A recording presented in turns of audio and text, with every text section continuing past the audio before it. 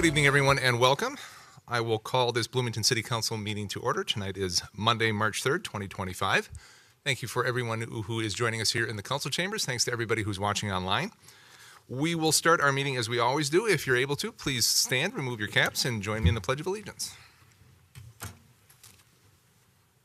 I pledge allegiance to the flag of the United States of America and to the republic for which it stands, one nation under God, indivisible, with liberty and justice for all.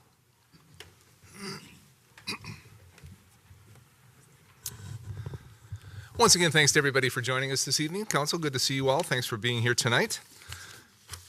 Our first order of business tonight is to approve tonight's agenda, and the agenda is as follows, Council. Under introductory items, we have 3 items under introductory items. We have the introduction of new employees. Scott Anderson from our Utilities Department will be introducing, I think, 1 or 2 employees in the Utilities Department.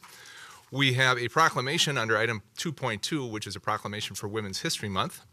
And then item 2.3, we're going to hear the work plan presentation for the Bloomington Citywide Creative Placemaking Plan and Creative Placemaking, as I said, work plan for 2025. That'll be item 2.3. Item 3, our consent business. We've got 10 items on our consent agenda tonight. Councilmember D'Alessandro has our consent agenda. Thank you for doing that.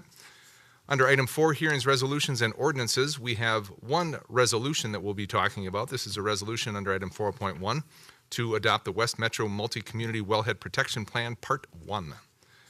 Under our organizational business, we have item 5.1, which is a study item regarding, it's a progress report on the South Loop Development Plan update.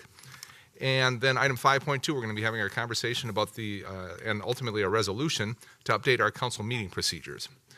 We'll wrap up with item 5.3, our city council policy and issue update. Council, any questions on that or any additions or corrections to what I just stated? Hearing none, I would move tonight's agenda as stated. Second. Motion and a second by Councilmember Carter to accept tonight's agenda as stated. No further council discussion on this. All those in favor, please signify by saying aye. Aye. Opposed? Motion carries 7-0, and we have an agenda. And as I mentioned, our first item on that agenda is the introduction of new employees. Scott Anderson from our Utilities Department will be making the introductions. Mr. Anderson, good evening.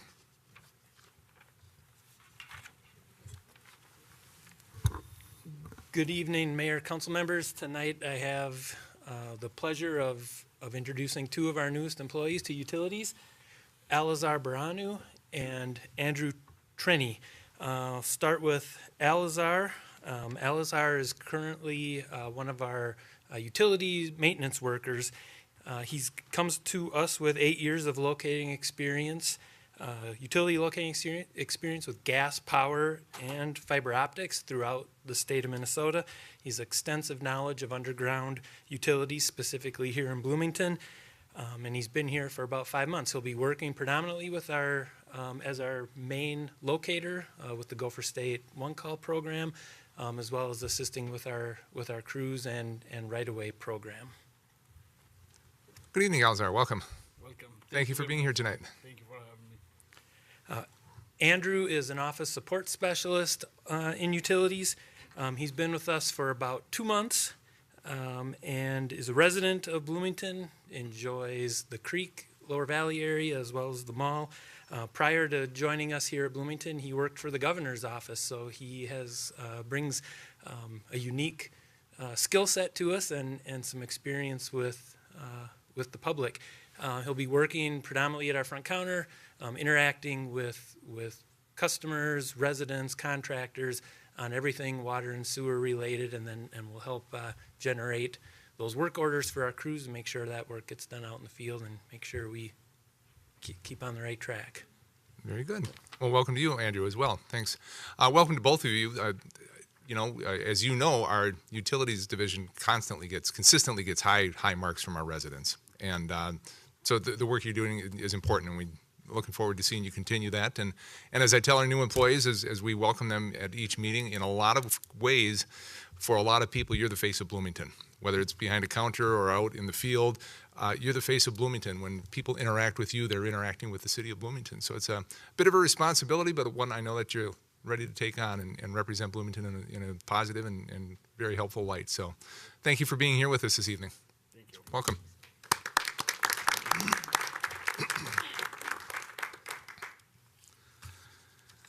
Item 2.2 on our agenda is a proclamation for Women's History Month, and I'm going to come down to the podium.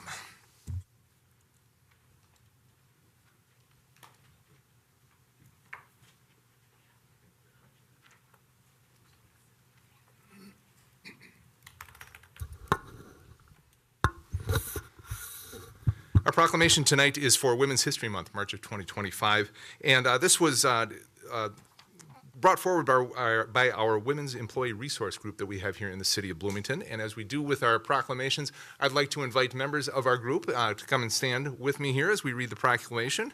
We have Colleen Herman-Franzen from Public Health, Renee Clark from Parks, and Caitlin Hampton. Thanks for being here tonight. So I'll read the proclamation and then turn the mic over to whoever wants to step up and speak. So off we go, okay? We have a proclamation for Women's History Month, March 2025. Whereas Women's History Month originated in 1981 when the United States Congress passed a resolution authorizing and requesting the President proclaim the week beginning March 7th, 1982, as Women's History Week. And whereas after being petitioned by the National Women's History Project, Congress passed a resolution that designated the month of March 1987 as Women's History Month. And whereas, since 1995, U.S. presidents have issued annual proclamations designating the month of March as Women's History Month. And whereas these proclamations celebrate the contributions women have made to the U.S. and recognize the specific achievements women have made over the course of American history in a variety of fields. And whereas every person that identifies as a woman offers valuable perspectives. And whereas the city endeavors to create a culture that values the contributions of all employees and provides equal opportunity for professional development and career advancement. And whereas in 2022, a city employee resource group formed to support employees who identify as women and their allies. And whereas the Women's Employee Resource Group brings together individuals in an inclusive way to provide resources and support for women, create awareness around women's issues that women face, and make a positive impact for women in our organization and our community. And whereas female persons make up 51% of Bloomington's population, yet represent 34% of the city's full-time workforce. And whereas the Women's Employee Resource Group has and will continue to offer recommendations on action steps to support, retain, and recruit female leaders to the City of Bloomington's workforce. Now, therefore, I, Mayor Tim Bussey, do hereby proclaim March 2025 as Women's History Month in Bloomington and invite the community to celebrate the vital role of women in American history and explore historical resources at womenshistorymonth.gov, dated this third day of March 2025. This is an annual proclamation that we do here in Bloomington, and I'm always proud to do it, and always proud to recognize and to thank the women who lead the city of Bloomington in so many different ways. We have women in leadership positions, we have women at all levels of our organization, and I can say to a person I'm proud of and respect and really appreciate the work that they do every single day and do it so darn well. So thank you to all. And as I said, I'm happy to turn the microphone now over to who wants to step up. There you go. Thank you so much. All right. Thank you, Mayor Bussey. Women's history is American history, and it's important to remember how recent some of this is. For example, when I think of this month, I think about my grandmother, Esther, who was born 2 years before women secured the right to vote in 1920. And that's always astonishing to me that I knew someone who was born before we had that basic right. I also think about how much we've accomplished despite these barriers. As the mayor said, we have amazing female leaders on our city council, as well as leading the city organization. So we're especially proud of that. So the last thing I'll say is this Women's History Month, just encourage you to go to your local bookstore, go to the library, and just find a book about a female figure in history that you might not know about, and just learn something new. So happy Women's History Month, and thank you. Thank you for recognizing us. Absolutely. No? No? All right, we have to do the grip and grin. Let's step over here so we're away. Let's do this. Here we go. Renee. All right, grab a couple here. 1, 2, 3. Wonderful. Thank you.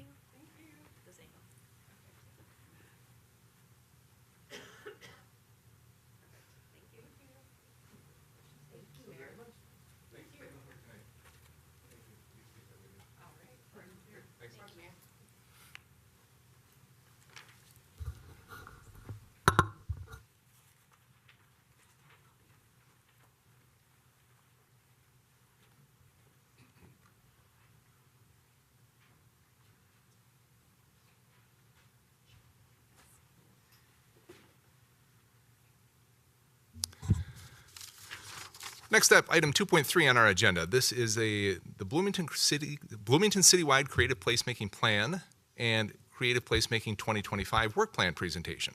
And we've got Caitlin Danielzek and Ali Polinka to lead us off on this. And good evening and welcome. Thank you for being here. Good evening, Mayor. Hello, City Council. Alejandra Polinka. I'm the Director of Creative Placemaking for the City of Bloomington. And I'm Teresa Sweetland. I'm the Executive Director at Forecast Public Art and have been the lead on the planning process.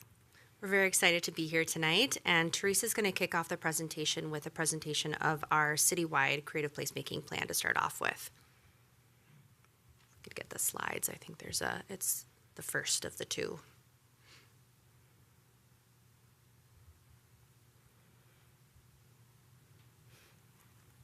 As we go through slides, should I just say next slide? I think that should work, and I think you have to point it towards that a little bit. Oh, okay.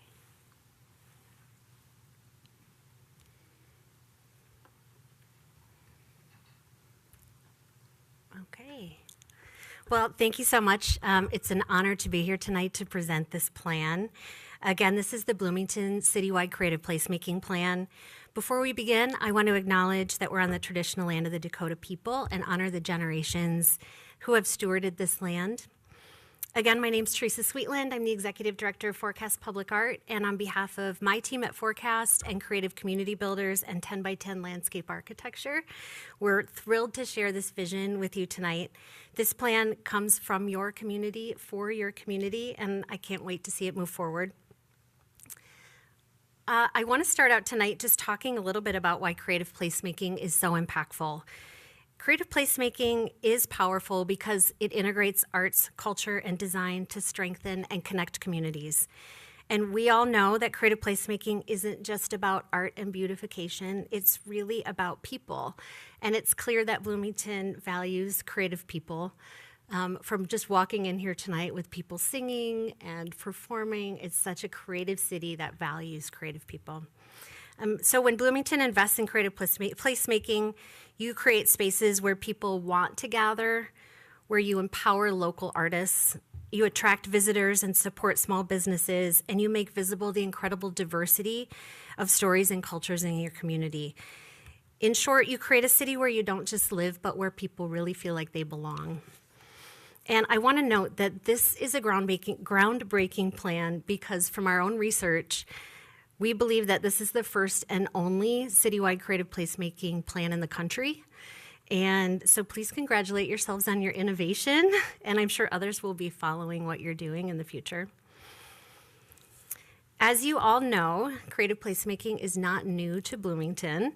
The South Loop Creative Placemaking Plan started in 2016 and really showed us what's possible when you integrate art, culture, and design into urban space. And over the past decade, you've seen murals and public art, community performances and block parties and poetry in the sidewalks, and have truly enlivened and transformed the South Loop. And so I just want to take a moment to recognize the incredible leadership that made this possible, Alejandra and the Creative Placemaking Commission and staff, Catherine Murray. Your work has built a strong and respected creative placemaking department, and one that's really put Bloomington on the map as a leader in the field, and that's recognized by all of us who work in this field. So congratulations for making a decade possible so far. So I want to talk about the integration of this plan with other planning efforts. Bloomington is a very planful city, and when we started this work, we spent a good amount of time meeting with city departments and other community leaders and folks who've been engaged in planning efforts so far. And it was very important for us to intentionally align with other planning efforts that were taking place, most notably the Comprehensive Plan and Bloomington Tomorrow Together Plan. And the resounding message was that Bloomington is focused on creating connected and welcoming is focused on a connected and welcoming community where people want to be. And you'll see this throughout the plan. In every goal, you'll see opportunities for cross-collaboration with other city departments and community efforts, and enhancing projects that focus on relationship building and welcoming places and centers of community. So this plan really focuses on integrating within those plans that already exist. And this plan also focuses on voices of community. We had such a great time working with 4 incredible local Bloomington artists who joined our team over the summer and fall, and they engaged over 4,000 residents through workshops, festivals, surveys, pop-up activities that took place across the city. And their work really helped to listen and engage the community to understand the cultures, histories, and aspirations of community members. And the message was really clear. People have very positive feelings about their city. They also want more public art, more cultural programming, more spaces to gather and be creative together. They also hope to see more diversity of cultures represented in the art and opportunities, and including multiple generations like youth and seniors having opportunities to connect. They also believe that festivals, music, and food are widely welcoming shared experiences. And they believe that more can be done to communicate all of the great work that's already happening so they can know what they can participate in.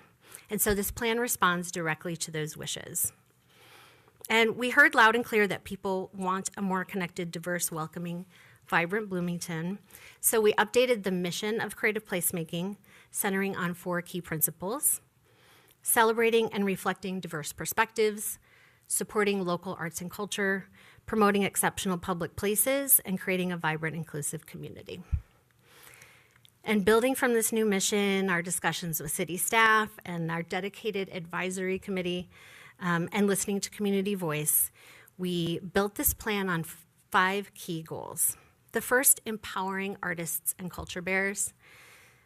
Supporting artists as contributors to Bloomington's creative and economic future with a real focus on local artists and culture bearers here in Bloomington. Second, ensuring equity and inclusion.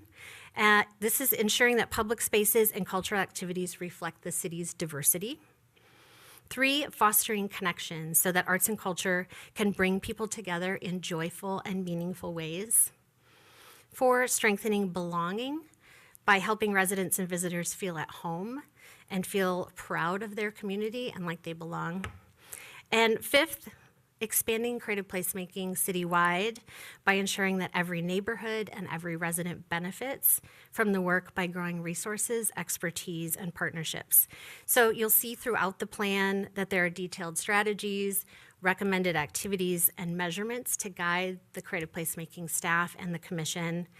And we provide tools and templates, sample policy changes, and budget recommendations, along with case studies from other cities across the country that can move things forward while also staying really flexible and adaptable as things move along. We also recognize that the place in creative placemaking matters. So as the work moves from the South Loop citywide, it's critical that every part of Bloomington benefits. So the plan prioritizes high-impact public spaces and where creative placemaking can enhance work in alignment with things that are already going on in city community efforts. So to help guide this decision-making, we did some mapping, and we focused on alignment with Bloomington's 10-year capital improvement plan, city facilities and public projects where you can integrate arts and culture into those plans. Also focusing on existing arts and cultural assets that you can amplify, improving accessibility and expanding their reach. And using Met Council and CDC data, we identified areas most in need of creative placemaking to ensure resources are equitably distributed and improve well-being and resilience where it's needed most. Using all of that existing data, this framework leverages planned capital improvements, priority commercial nodes, cultural assets, and public health focus areas. And additionally, we provide examples from other communities to consider creative trails, cultural corridors, and linear parks, which serve as hubs for art and design innovation and community activities that can make a more vibrant and connected city. And finally, to make this vision a reality, we need to ensure long-term sustainability. So this plan isn't just about launching new projects, but it's about building the city's capacity to support creative placemaking for many years to come. And some of the recommendations in the plan include new funding sources, like exploring a % for art ordinance, exploring new local and national grants and other revenue streams, updating zoning codes and design guidelines that ensure creative placemaking is woven into city planning and development efforts, and that can also incentivize private developments, investment in public art, and expanding the staff capacity. As the program grows from the South Loop to the entire city, you could expand the team, adding roles like a public art specialist or a communications manager that help manage the growing scope of the program and also help get the word out about all the great work that's going on across the city. So, all in all, no matter what matters to you, if it's economic growth or public safety or neighborhood revitalization or having a more connected city, we really feel like this plan delivers. And as you know, creative placemaking isn't just about beautiful spaces, it's a strategic investment for the city's future. It builds on belonging, it strengthens your economy, it enhances public safety, and it revitalizes neighborhoods. So what happens next? This plan, the Creative Placemaking Commission already unanimously approved the plan to move forward. We ask for your continued leadership to bring this vision to life. And for those listening in as well, whether you're an artist or a resident or business owner, community leader, or someone who just loves Bloomington, your voice and ideas and creativity matter, and we hope that you're a part to shape this work. Finally, I just want to extend thanks and gratitude to the hundreds of people who helped make this plan possible. This was a collective effort of many individuals and organizations who generously offered their expertise and creativity and insights and time. So I want to honor all of the people that helped make this possible. So thank you so much for listening more and supporting this plan, and I'm happy to take questions. Well, thank you. Appreciate the overview. Appreciate the comprehensive look at the city, because obviously this is a new venture for us to go citywide, and so appreciate the use of the existing resources and the 10-year capital plan and some of our existing resources, and especially like the notion of festivals, music, and food, because that always seems to work, doesn't it? So, Council, questions or comments on this? Councilmember Carter. Thank you, Mayor. So I just want to say that this plan is very exciting, and I think you guys did a wonderful job. It's a beautiful vision, and I can kind of see it coming to life, right? And I think it would be an amazing thing for Bloomington. I think probably my biggest question, and I don't know exactly what the ask of council is tonight, but in the plan there were specific activities with specific costs. So I don't know if we're approving anything tonight. Maybe we're going to have more future discussions about specific things. But I think that that's probably where I look forward to having more conversations just around how do we prioritize, how do we find funding. But beyond that, I really love the idea of integrating it into the things that we're already doing. And I think that that's coming up in the 2025 work plan. And I'm very, very excited about those things. So in general, love the plan. And I think where I have just a little bit of hesitancy is really having that desire to have more conversations around the specific activities and the costs associated. And I think everybody knows we've got a really big budget discussion coming this year. And so that's kind of front of mind, I know, not just for me, but for probably everybody up here. So thank you. Thank you, Councilmember Carter. If I could just respond to just the request of what we're asking is an approval of the plan as a framework and as a guide. So the list of activities that are located within the plan are merely recommendations that we would then work with the commissioners and with you all to prioritize on a year-to-year basis. So we're not asking for approval of all of those activities. Those were activities that were recommended as an outcome of the goals that are incorporated within the plan. We're going to have to make decisions on what activities to move forward with, what makes the most sense, depending on partners, opportunities. Maybe there's just an opportunity that comes up that feels like a really good organic connection with some of the activities that we have listed. So it's really like a menu of options that we can pursue. So certainly I think the main kind of goal of this plan is to look at it as a framework and a roadmap, and do the goals align with kind of your expectations and visions for creative placemaking. That's very helpful. Thank you for clarifying that. And I just wanted to put it out there for the community who might be watching and looking through the packet and seeing the costs. And so just so they know, we're not all of a sudden approving a $500,000 ask. This is going to be our vision document where we can have more conversations around priorities and next steps. So thank you. And thank you for the question, Councilmember. Thank you for the clarification. I think that's an important point to make, and I'm glad you brought that forward. Thank you. Councilmember D'Alessandro, and then Councilmember Rivas, and Councilmember D'Alessandro. Councilmember Rivas. I'll be quicker. I basically had the same comments that Councilmember Carter had. I have, since most people know I've been gone for a while, I have had time in my hands to go around the city and visit places. So I had the opportunity to learn some of the meaning of the murals out there on that side, which is pretty interesting. I do like the idea, and I back it up. However, when it comes to the finances, it's the only thing that makes it kind of a very hard pill to swallow at the moment, specifically because I've been answering emails this time because I have a lot of time in my hands at home, and people are very conscientious about their money. But again, I think I have been very successful on the private enterprise, asking businesses for money for things that I plan at work, and I would even volunteer if I have the time to try to convince companies to donate money for it, because I think some areas in the city, especially on the east side, that need something attractive, to make it look better. I do agree that, to a certain extent, I didn't pay attention to any of that stuff. To me, it was, we're wasting money. But as I learned why the painting is what it is and what it represents, it's kind of gotten to, to a point that, that's interesting. I didn't see it that way.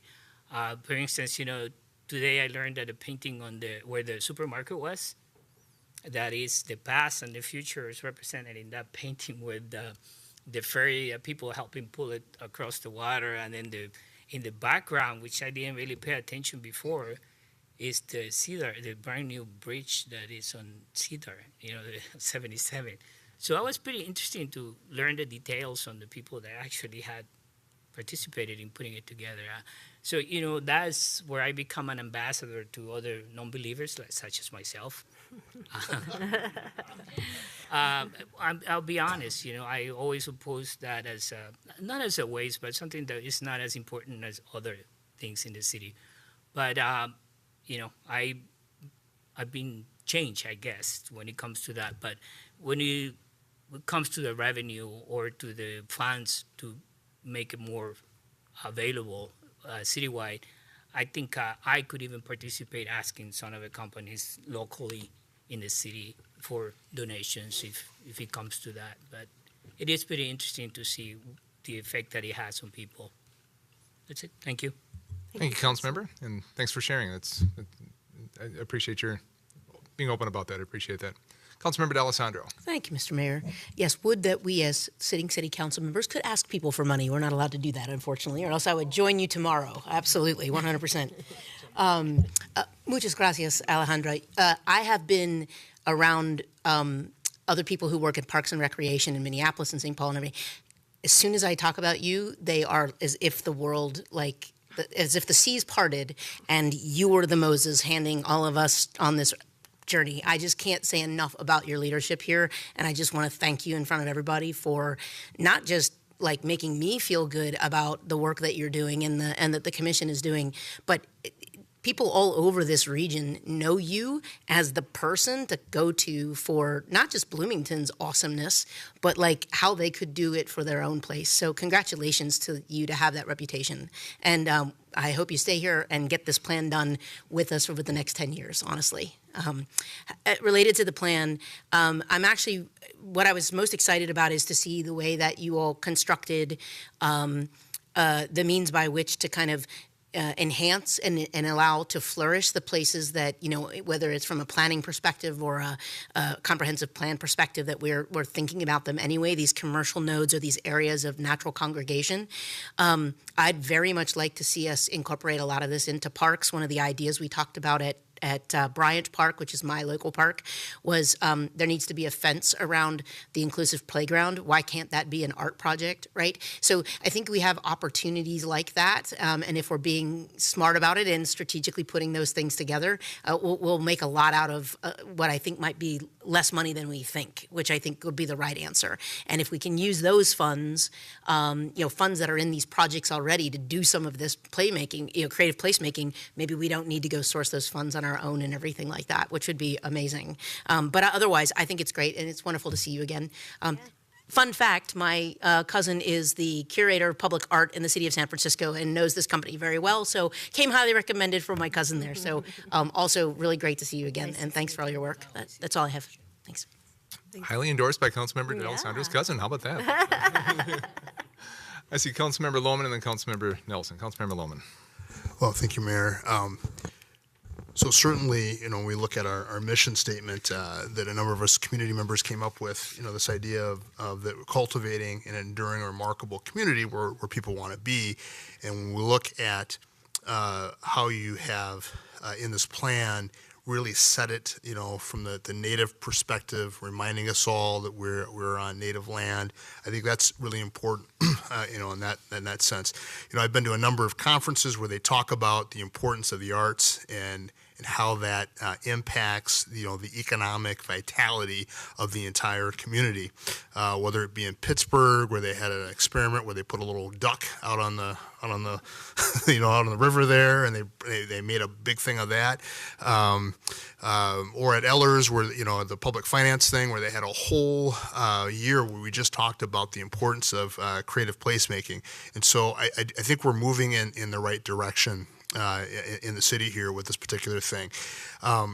When it comes to hospitality, it seems to me that hospitality in this creative placemaking is hand and glove together, that these things really worked quite well with each other.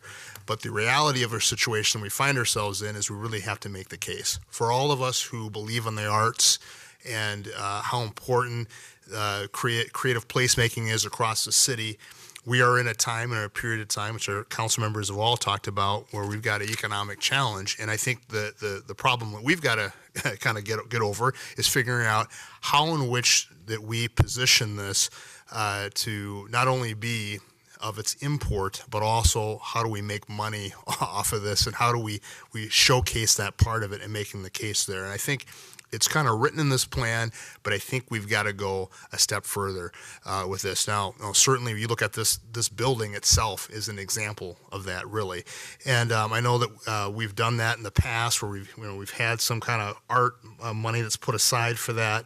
And I'd like for us to lean into this because I think this is really what makes our community a remarkable place. We've got to highlight that, but we got to figure out how to pay for it. So, maybe it's looking at that hospitality money that comes in. Maybe we could look at that. I know there's some ideas that were written up here, but I think that if we're planful about it and we are intentional about it, I know that other past council members were passionate about this as well, about making this happen. So, and I'd like to see this happen as well. So certainly I support this, but I think we can't, ignore our budget. But I think this is a great opportunity for us to expand what we have coming into our budget. So that would be, I'd say, thanks, Mayor. Thank you, Councilmember. Councilmember Nelson. Yeah. Thank you, Mayor. I appreciate Councilmember Rivas's comments on coming to an understanding of the importance of things. I struggle with it, but that's my own personal issue because I'm pretty much tone deaf and I don't see a lot of colors. Some artists see all sorts of colors, and I had actually two people on my staff convince me that two of the same white color were different colors. And I was like, if you tell me it is, they're different then, but apparently they weren't. I was right.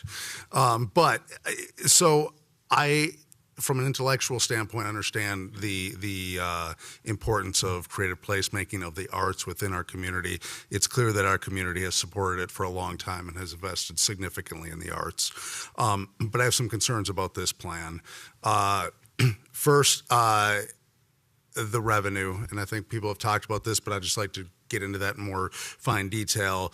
We looked at how else we would pay for this, and there was a list of potential grants, but I didn't see a plan for how we were going to get those grants. And we have a grant person on staff. Is it going to be that person? Is it going to be a new person? What is the plan for that? In my opinion, I don't think we should be investing more money until we have that money. And I think, this is the same thing I said when we talked about the Center for the Arts. Before we approve additional funding, go find the funding. And I mean that with all respect. I think this is important, so let's go find that funding and not keep going back to various taxes and things like that at the city level. Because I think these are good things. I think there is funding available for it, but I think if you just come to us and we always just give the money, there's no incentive to go find that other money. I have some concerns specifically. There's the creation of potential creation of an office of creative placemaking. I think we have a commission. I don't know that we have an office currently. I'd be concerned about creating an office of creative placemaking.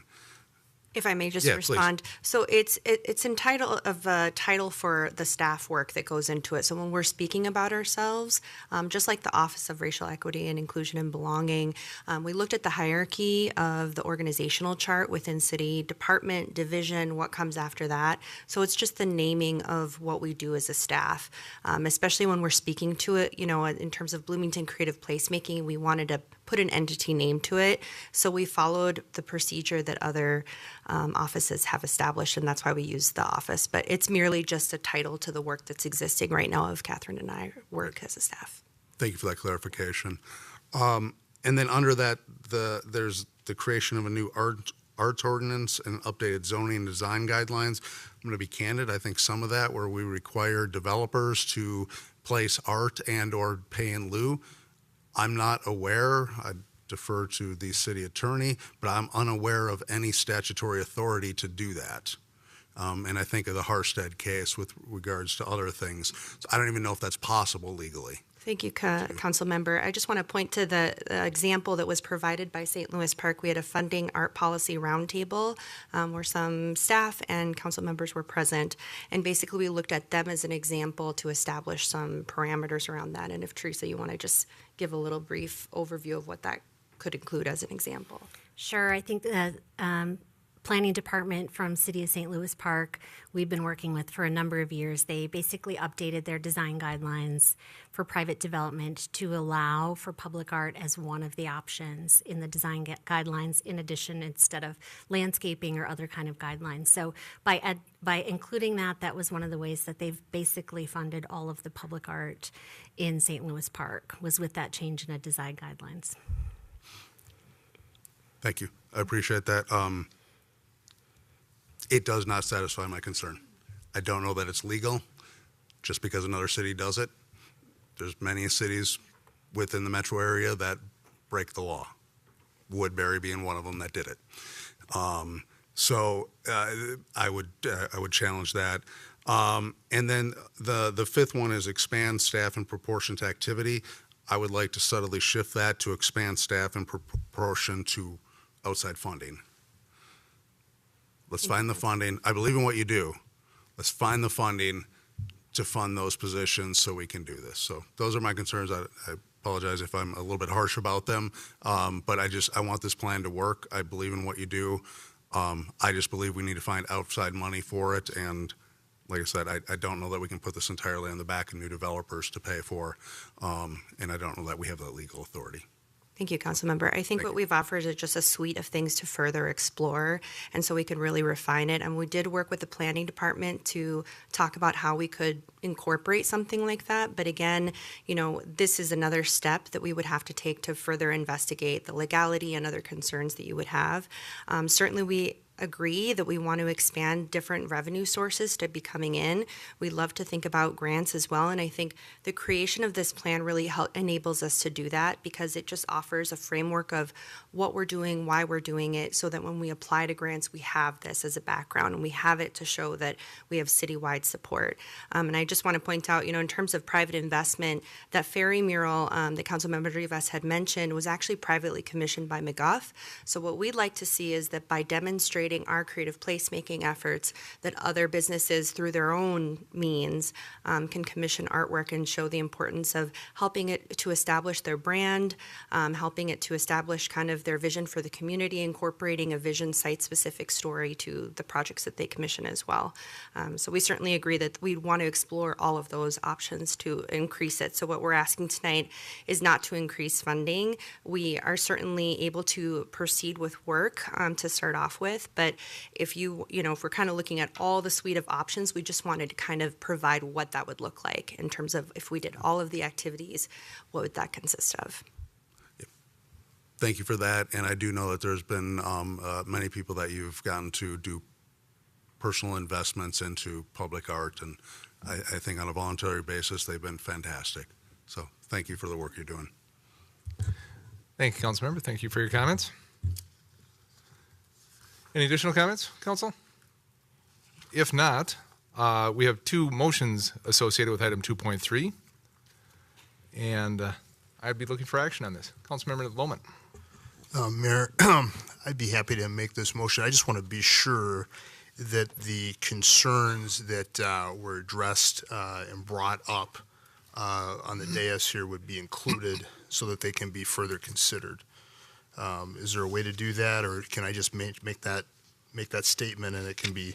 So I know there were some concerns that were raised by different council members here. You certainly could. I mean, I personally, based on the questions that I heard from the different council members, I was satisfied with the notion of this is a plan, this is a framework, this isn't a specific project list with costs associated with them. This was a framework. And assuming, given the discussion here and given all of our budget discussion coming forward, anything that would be brought forward, I'm assuming will be open for discussion. And I'm assuming that too, Mayor. I just want to make sure that for those folks who support the arts, they really have the opportunity to support this, knowing that this will be taken into account. Councilmember Carter, question, comment? Yes, thank you, Mayor. I think what might be a little confusing is that in the plan, there are activities and costs. And so I think that's what's kind of, That could be it. that's what's, I think, confusing. And so I think that's what you're getting at. Yeah, and I just want to make sure that everyone's, assuming that doesn't mean we're and I think you really clearly said that earlier, but we may have forgotten that. But I'm ready to support this as is. I just want to make sure my colleagues are okay with that we're not supporting all those individual programs that are in there. Ms. Blanca, if you could just repeat again or frame it up again, the plan as it relates to specifics, as it relates to the framework, how the Creative Placemaking Commission sees this plan and how it directs the work moving forward. Thank you, Mayor. Yes, much like the South Loop Creative Placemaking Plan, we still use it today as a guide, as a framework to look back on. So what we really look at are the goals. What are the goals? How are we achieving or meeting those goals by the projects that we select? What's helpful with this plan is, again, it is a framework in the sense of seeing this is collectively what the community has told us that they value, both in tandem with other plans and directly hearing from the community. And that's how the goals goals came together. So really the goals and the associated recommendations in terms of activities are things that we came up with from hearing from the community. So the development of this plan was as much part of the plan as the plan itself. And so really what you'll see here is a suite of options, a menu, just to give us an idea of what things could cost, what they could look like. So again, these activities, we certainly will not be able to explore every single activity within this plan. We'll really have to bring forward to the council every year what our work plan looks like as a result of this plan. And we'll be doing that with our commissioners. So every year we'll come together, throughout the whole year, we'll look at the plan to establish some of those metrics, and we'll identify what projects there are, and then we'll come to the council members to ask for your approval in our work plan that aligns with both. And so that'll include kind of what we're doing that year and what we did the previous year, and that will all come back to this plan. So based on that, I will ask the council, are there additional questions? Are folks satisfied with that answer? Do you need more clarification? Or is it not? Or is it, if it's not acceptable, I understand that as well, but. Yeah, I'm good. I mean, everybody. All right, well then I'll move to approve the Bloomington Citywide Creative Placemaking Plan.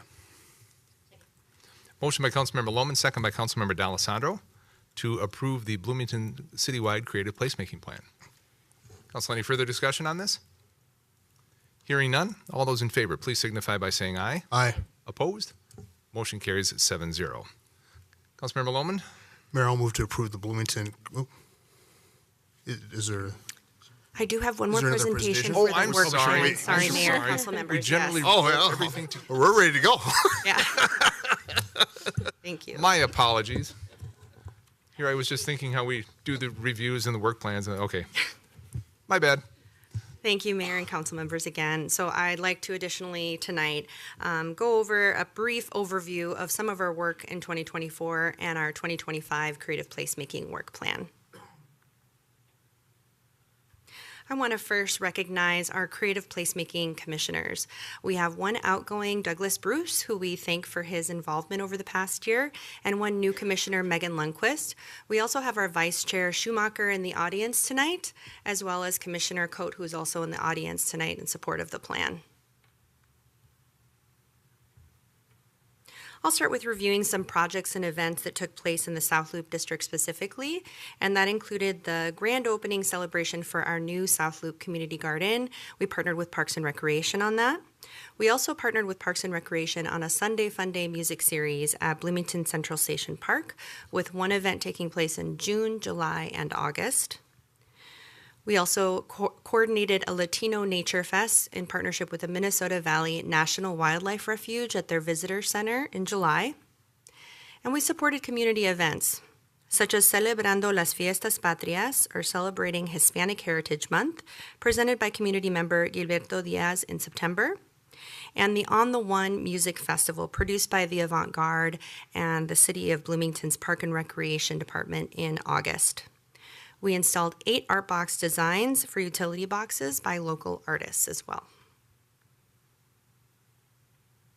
Some citywide projects and events in 2024 included the development of our citywide creative placemaking plan, and that included related engagement efforts, including those 20 artist-led pop-up engagement activities throughout the summer. We also partnered with Public Health on the COVID-19 Art Memorial engagement efforts, and commissioned the Juneteenth community art mural by artist Tukumba Aiken, and supported additional community events including Storyfest Minnesota, which took place here at Civic Plaza, and the Bloomington Street Arts Festival, which was coordinated by artist Katie Ross. Some upcoming projects in 2025, specifically within the South Loop District, include a mural by Tara Perone and Sandy Spieler at the Old Cedar Avenue Bridge Trailhead Shelter Building, additional art box projects, including a new pilot program in partnership with Excel Energy to paint their utility boxes, and that call for art is currently open right now if artists are interested in applying. We also have a development of a new round of Creative Sparks program and a temporary art installation to activate the space in front of the 6th site.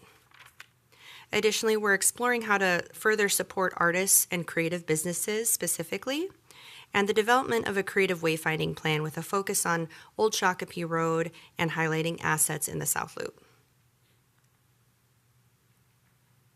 Some events in 2025 within the South Loop include Latino Nature Fest, again in partnership with the Minnesota Valley National Wildlife Refuge at their visitor center, that's planned for July 26th. A music series in partnership again with Parks and Recreation at Bloomington Central Station Park on July 13th and August 3rd. And the On the One Music Festival, again in partnership with Parks and Recreation and the Avant Garde at Bloomington Central Station Park on August 16th. Some citywide projects in development for 2025 include a great expanded partnership with Parks and Recreation on multiple projects. They've been a really valuable partner with ours, and we're really excited to explore and expand that. One of which is a mural at the Bloomington Ice Garden, or BIG, within the vestibule, and that call for art is also currently open. A sculpture at Pond Dakota Mission Park that reflects Dakota history and culture. A youth workshop at Valley View Skate Park. And the development of an art plan for the Community Health and Wellness Center. Some prioritized park projects include a sculpture at Bryant Park that reflects the theme of environmental education and water conservation, and an interactive creative component at Trepbow Park that reflects a cycling theme. Projects would also be identified throughout the 9 Mile Creek corridor.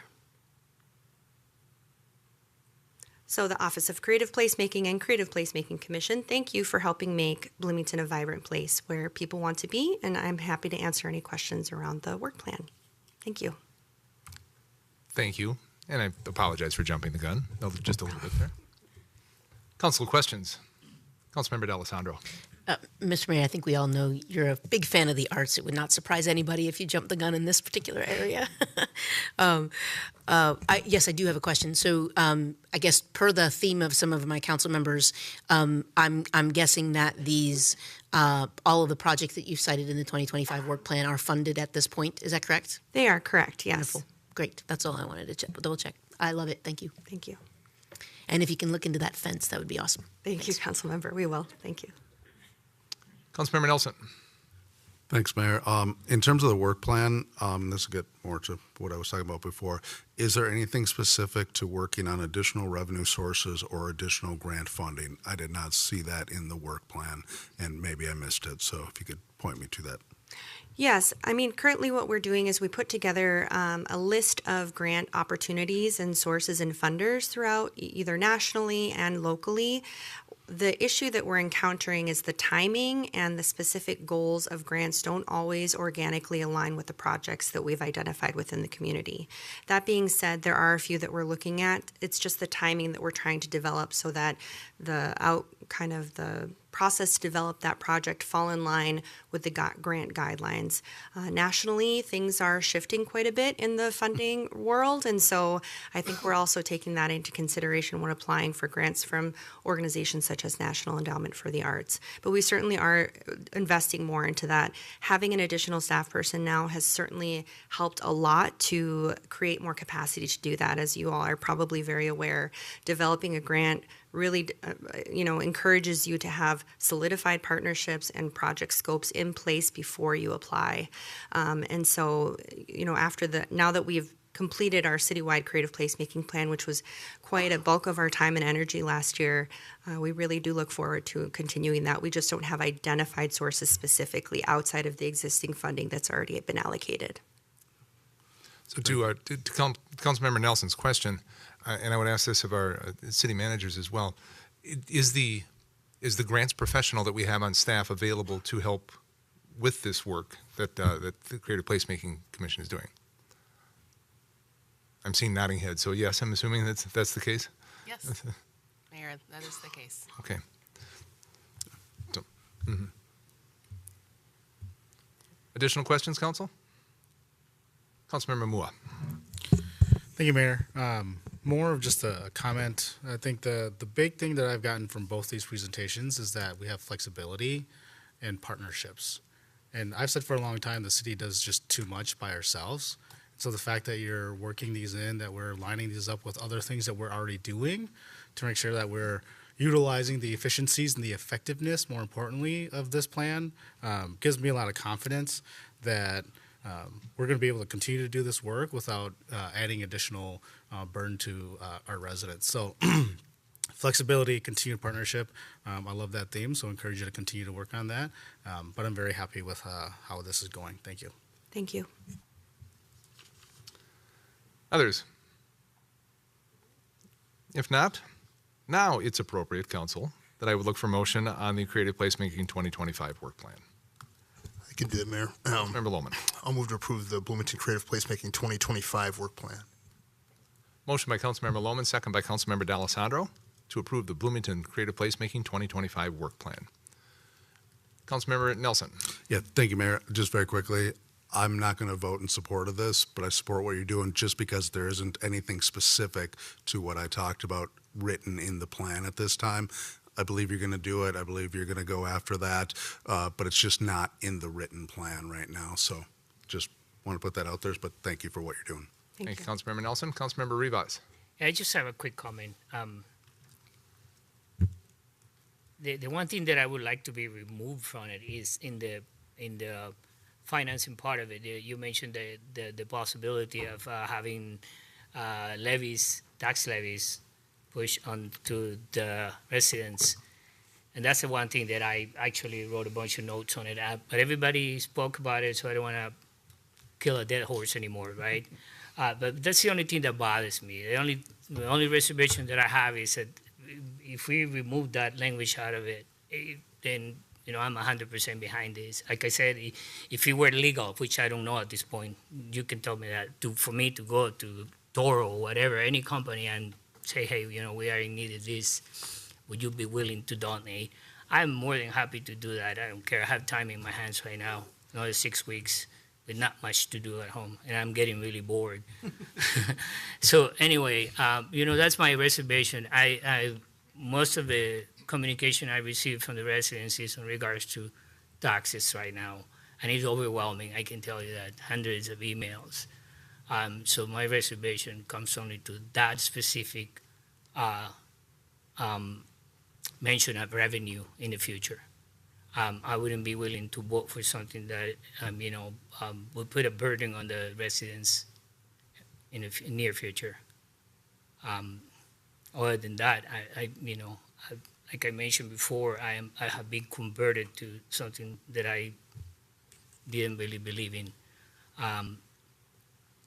If that comes off of that thing, I will vote yes on it. Other than that, I don't think I'm going to support that. Thank you. Thank you, Councilmember. And I do want to point out, Councilmember, these 2025 projects are part of the 2025 budget that we approved in December. So these projects that we're talking about here that are part of the 2025 work plan were approved by this council back in December as part of the 2025 overall city budget. Oh, if I may answer, is you okay with that? I have a different comment. Oh, okay. I do understand that. What I'm, this is planning for 26 and beyond, right? So my concern is that we will be actually passing a levy or increasing the levy on property taxes or whatever we can come up with in the future. And at this point, for the next couple of years or so, there is no way that anybody feels comfortable with that. At least I don't. I don't know for the rest of the council, but I don't feel comfortable passing more levies on people, especially because we did mention that it could be a lot more this coming year.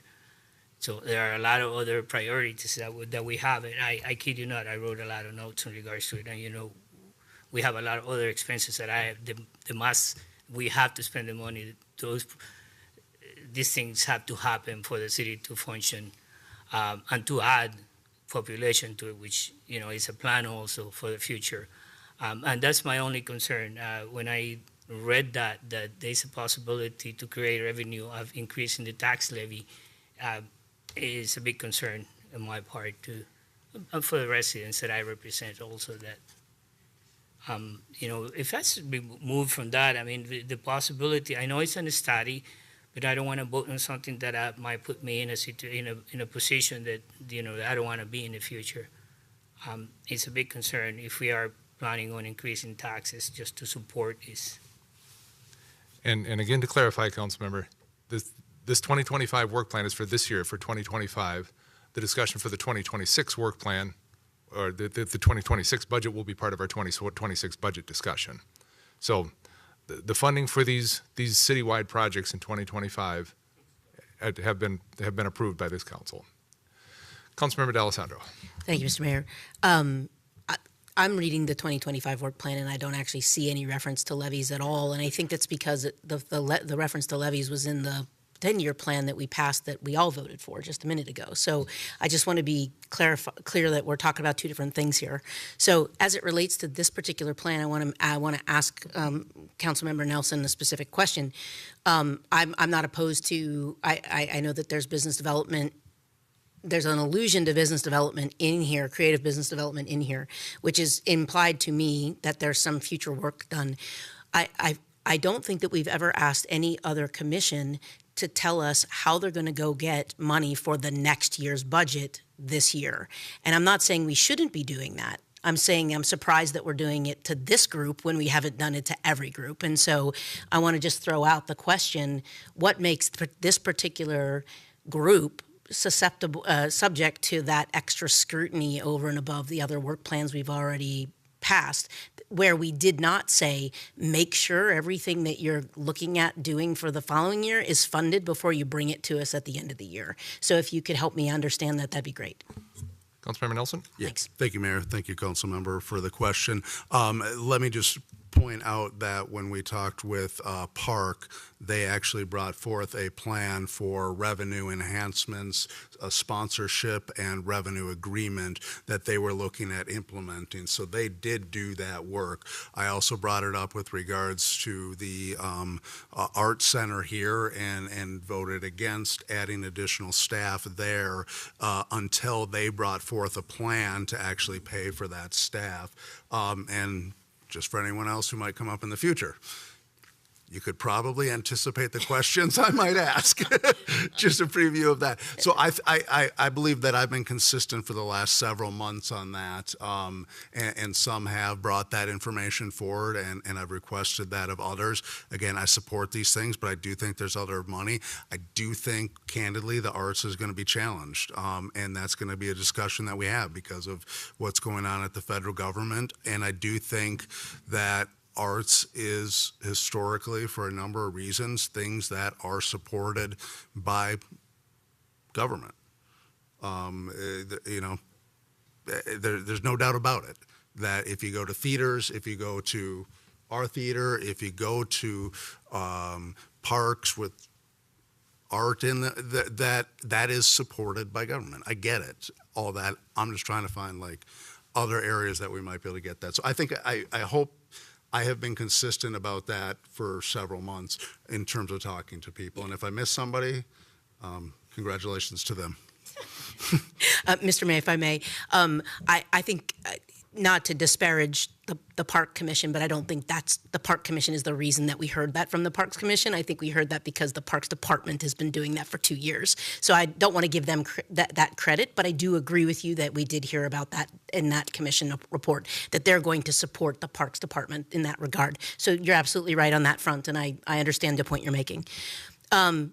Not trying to change your mind so much as to suggest that if that is the test we want to put in front of these folks, that I would like us to make sure that that's really clear as a council direction before they come with their final work plan, so that they get that guidance up front and then can respond to that, so that we're not sitting here approving or not approving something based on something we didn't tell them we wanted.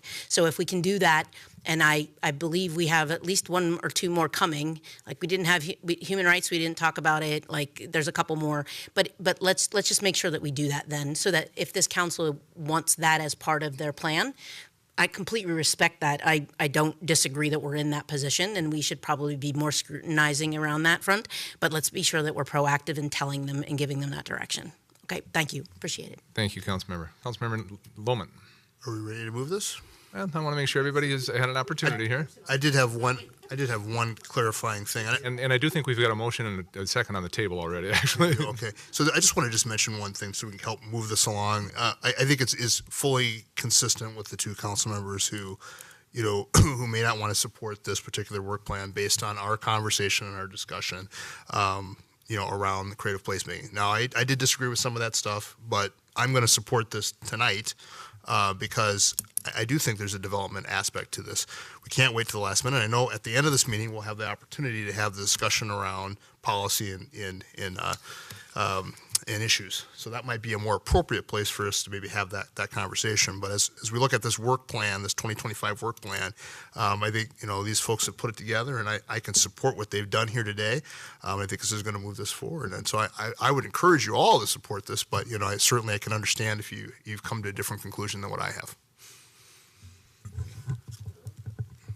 All right, we've got a motion and a second on the table. Councilmember Nelson, do you have one more comment before we wrap this up? Extremely quickly. Could we just add a statement in there that they'll look at alternative funding through grants and other revenue sources, and would you be open to that? I think it's your plan. It is part of the work that we're planning on doing as a staff, looking into what grant opportunities there are. So can we just add that to this plan and the motion that's on there? Can I move to amend the motion to include enhanced revenue and grant funding? Explore. Yeah, so we'll just accept it. The motion in a second, we'll just accept it. And I appreciate that, and I'm going to ask staff, would that, you said yes, but would it be something that could be written into the plan officially, that looking for advanced or additional alternative revenue sources would be part of your work plan for 2025? Certainly, Mayor, council members, that's something that's already kind of integrated in our staff side of work plan things, so we could certainly integrate just that to formalize it into this plan. and Sure. officially? Yes, Very absolutely. good. All right. Thank you. Point of clarification, Mr. Mayor, if I may. Councilmember D'Alessandro. Because this is the work plan of the commission, and that's a staff activity, is it appropriate to do that is the first question, the clarification that I have. Because I don't have a problem with it, but I don't know that we're asking the commissioners to go out and do that work. We're asking staff to do that work. And so is it a commission report? If it's a commission work plan, does the commission have responsibility for that, or is that the staff's responsibility? I think as the staff liaison to the commission, I think it kind of works part and parcel. Okay, I'm fine with that if everybody on the commission is also fine with that, but I don't want to all of a sudden expand their scope of responsibility to include go get funding when we have staff doing funding. Yeah. Mm-hmm. Okay, great. If everybody is fine with that, I'm fine with that, but I think the language should reflect that it's a staff function, not a commissioner's function. All right, I would agree with that, Councilmember. Thank you. Are you okay with that, Councilmember Nelson?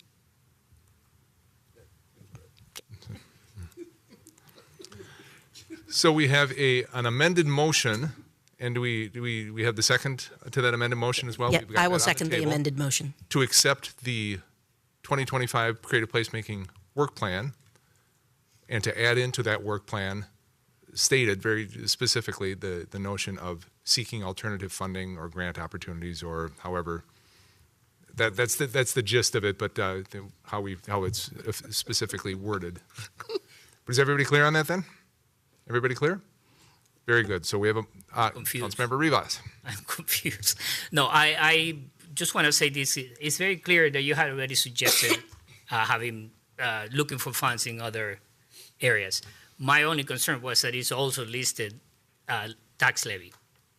It's listed. Councilmember, we discussed the potential as part of the suite of possibilities in the citywide in the citywide. That was the first one. The first one that we voted on. We voted on it 15 minutes ago. This, for their work plan, there is no mention of tax levy. Okay. What they are simply doing is spending the budget that we approved in December of last year.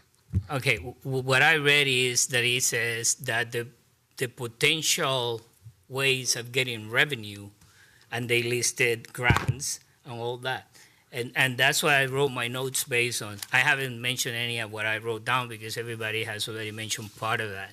But the reality is that as a part of the potential revenue was tax levies included in there, potential tax levy or stuff, and that's what I don't approve of this.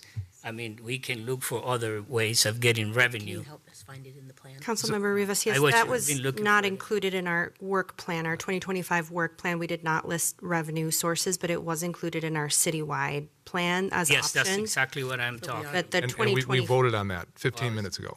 You were. We literally just, that was the thing we passed Okay, first. so I blew it and I voted yes on it. That's okay, my But bad. I certainly Okay. take that into consideration, and No. we will for the And, citywide you know, plan. that's my only concern. Other than that, I tell you, I've been transformed in regards to the art. I'll go help and do whatever I can to do things, but it's just that one thing, the tax levy, and that's, you know, we voted already on it, and too bad. I can take the heat for that. It's okay. Okay, all right. My apologies for the confusion. No, not at all, not at all. I'm glad we could clarify it. Are there any additional questions, council?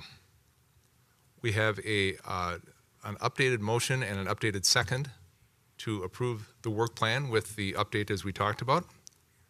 Are there any additional comments or questions? Hearing none, council, all in favor, please signify by saying aye. Aye. Opposed? Motion carries at 7-0. Thank you so very much, council. Thanks for the discussion on this. I think this is helpful, and I think it's helpful for the staff and the commission to hear this as well. And I would agree, Councilmember Nelson, probably helpful for others, and you, Councilmember D'Alessandro, as well, to hear just on a larger picture, a bigger picture, that this is going to be kind of something we're going to have a conversation on, whether or not we want this to be brought forward as we look at work plans, whether or not we want this to be part of our discussions as we move forward with all of our boards, commissions, and groups bringing their work plan and their frankly what they're not just this year's work plan, but as we see here, a longer term work plan forward. We just need to understand that a little bit better. Thank you, everyone. Thank you very much. Councilmember Mayor, Appreciate thank it. Item 3 on our agenda is our consent business. Councilmember D'Alessandro has the consent agenda tonight. Councilmember. Thank you, Mr. Mayor. I have two holds tonight, 3.4 and 3.6. Otherwise, I don't have any other holds. Unless somebody has a last-minute hold, I would move tonight's consent agenda 3.1 to 3.3, 3.5, and items 3.7 through 3.10. Second. Motion by Councilmember D'Alessandro, second by Councilmember Mua to accept tonight's consent business as stated. No further council discussion on this? All those in favor, please signify by saying aye. Aye. Aye. Opposed? Motion carries 7-0. Item 3.4, Councilmember. Yes, item 3.4 was held by Councilmember Rivas, who had a few questions on the Valley View Safe Routes to School project. Councilmember Rivas. It's more like a comment than a question. A comment within a question. It says that in the plan they would be putting.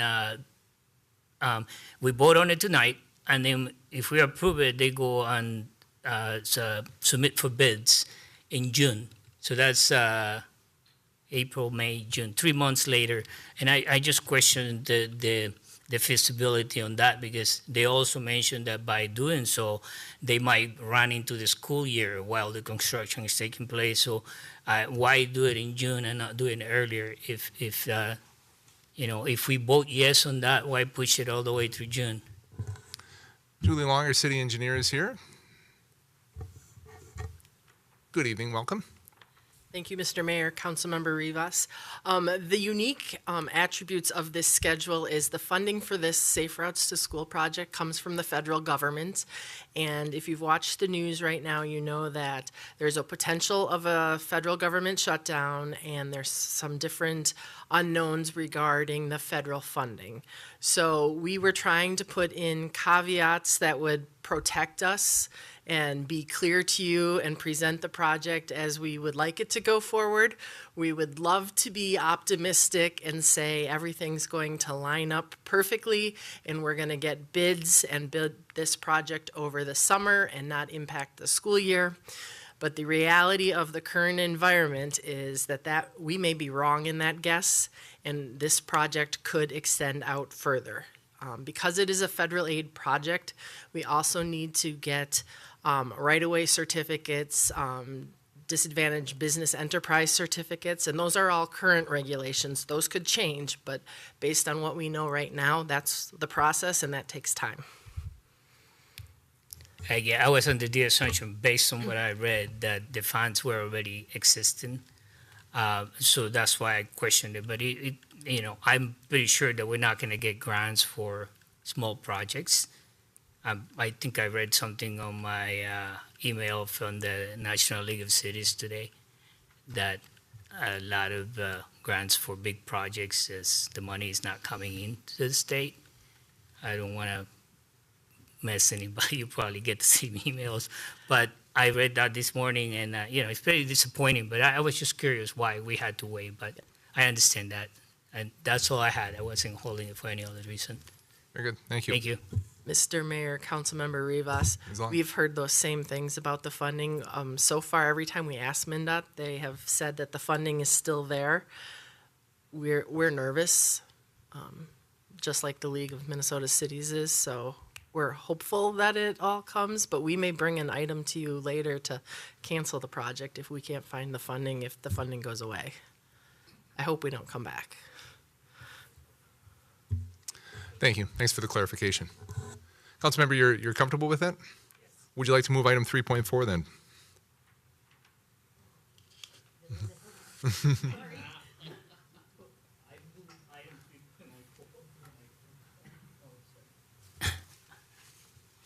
Okay, I move the motion, that's correct, how you say it, right?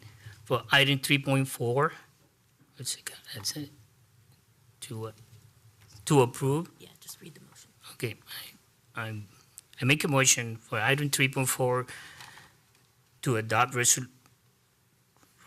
my gosh, man. You can just start here, where it says All right. approving plans, just. Okay. I motion for item 3.4, approving plans and specifications for the 2025 202 Valley Schools Safe Routes to School, SRTS, improvement project. Second. Thanks. Motion by Councilmember Rivas, second by Councilmember D'Alessandro to accept item 3.4 on tonight's consent business. No further council discussion on this? All those in favor, please signify by saying aye. Aye. Opposed? Motion carries 7-0. Councilmember D'Alessandro, item 3.6. Thank you, Mr. Mayor. So I'm holding this one because I'd like to have a conversation at council, and I apologize. Hopefully I won't. If I'm the reason we're here till 10, I'm very sorry on this one. My question was, given the constraints from a budgetary perspective that we're under, and given the feedback that I've received so far that the interim city council or city manager process that we have in place right now is working very well, my thought was that we maybe delay a search for a new city manager, thereby saving for a period of time anyway, both the salary and also the finder's fee associated with this project. So I wanted to put that out there to council to find out if there was an interest in that.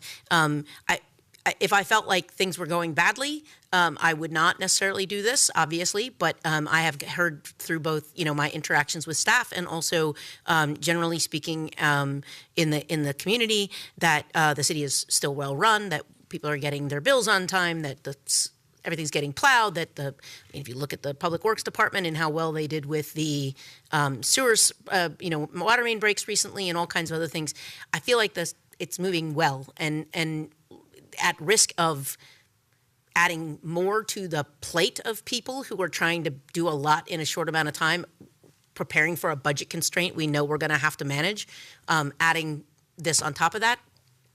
And on top of that, we get to save maybe $250K. I don't know, it just seemed like maybe a good idea to consider. So I wanted to throw that out there with my endorsement of it to see if other people have a point of view on that. Council thoughts on this? Councilmember Lohman? Well, I didn't mean to do that. Pardon me. Certainly I have I'm interested in this particular concept, at least discussing it, because, it is a possibility of saving money. And the other reason I also held this as well is I wanted the mayor to, kind of talk about the process by which that you picked this particular and what went into that. And even if, we could even consider this arrangement long-term, is that a possibility, for this particular, authorization that we have here? Will they look at that as a possibility? Because that does have some savings to it. Is that functional? So those are some of the questions I kind of have, and I think it's worth, since we're in this budget circumstance situation, and I know that this may not be the proper time to have that conversation, but I'm at least open to the idea. Councilmember Nelson? And I'll get to your questions in a bit, Councilmember Lohman. Councilmember Nelson. Thank you, Mayor. I'm open to this idea, and in addition to the budget savings, one, as long as it's not too much of a burden on the assistant city managers. I know they've had to pick up some tasks and things like that, so I would like to get feedback on that at some point. Maybe it's today, maybe it's at our next meeting or something like that. But second, I think it gives us the opportunity to really fundamentally think about what we need as opposed to what we had, and what we might learn from our assistant city managers about how to shape that job, about how to shape, frankly, the entire administrative part, and give them the opportunity to come back after some time being in those positions and learning what they learn from that, and maybe make a recommendation. And maybe the city manager with 2 assistant city managers is the best way to go forward. It may be something different, but I would just open it up to that opportunity to explore it with the professional feedback from our, very capable staff that I agree with Councilmember D'Alessandro the city is continuing to run very well. Not just get by, but run very well. So, Councilmember Rivas. I said this before. If the ladies remember, I mentioned that. They're very capable. I think I'll just echo what everybody has said. I do believe in that. I mean, I'm adding what Councilmember Nelson mentioned, the fact that they should give us some feedback whether they can handle the extra responsibilities that they might inherit with that. But I am 100% behind this. I think we should consider just keeping it the way it is. Thank you. Others? Councilmember Carter. I'll keep my comment brief. I'm supportive of this idea and agree with much of what's been said. Mr. Mayor, do we want to think about putting maybe bringing it back in 6 months or something like that, and having that feedback session beforehand or something like that, where we could? I saw Councilmember Mua's hand up first. Councilmember Mua. Thank you, Mayor. I've been chewing on this question all day. And typically, I would prefer to have someone quickly in seat, because without top leadership, there is a destabilization of everything underneath, typically. We haven't seen this because we have 2 fantastic assistant city managers. But I'm also thinking about, what are their career progressions? What are they trying to do? And so as I thought about this, and the timeline as well, the timeline is the piece that I've been thinking about it as well. 4 to 6 months, which means we won't have someone really narrowed down until end of Q3, assuming everything goes perfectly. So does it make sense then to have someone come in the middle of our extremely busy season when we're talking about budgets, we're reviewing everything and trying to have them keep up with what's going on? So would that make more sense for us to push that out, would have a January 1 date? I think the work still needs to be done this year, but if we had a January 1 start date, so we could find somebody, get somebody in, and then have them take off and have that time to acclimate to what we're asking them to do, Jan 1 versus coming in busy season, might make sense for that. And then it leads to the cost savings and whatever, but it's very short term, and I want to make sure that everyone is clear on that. If we do push this out, that's only 1 year of savings. It's not forever.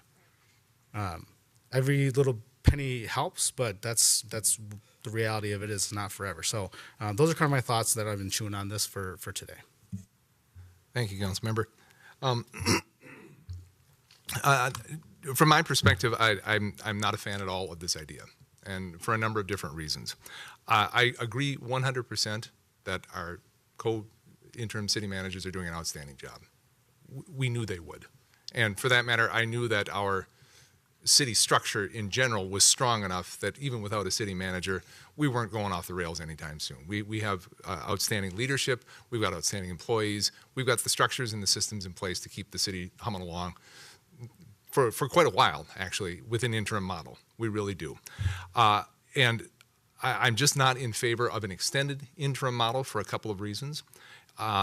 First of all, the practical reason, Councilmember Mua is right, it will be at earliest midsummer before we would get someone on board, so the savings would not be as large as anyone would think. I don't expect to have someone come on board in August, we'd be looking at, 4 or 5 months of savings, which, yes, it's savings, but it's not as large. It's not this huge windfall that, I don't know if anybody's expecting a large windfall, but I don't think that would be the case. Secondly, I think there is a lot to be said to getting a city manager in, a permanent city manager in as quickly as possible as we get into the budget discussion.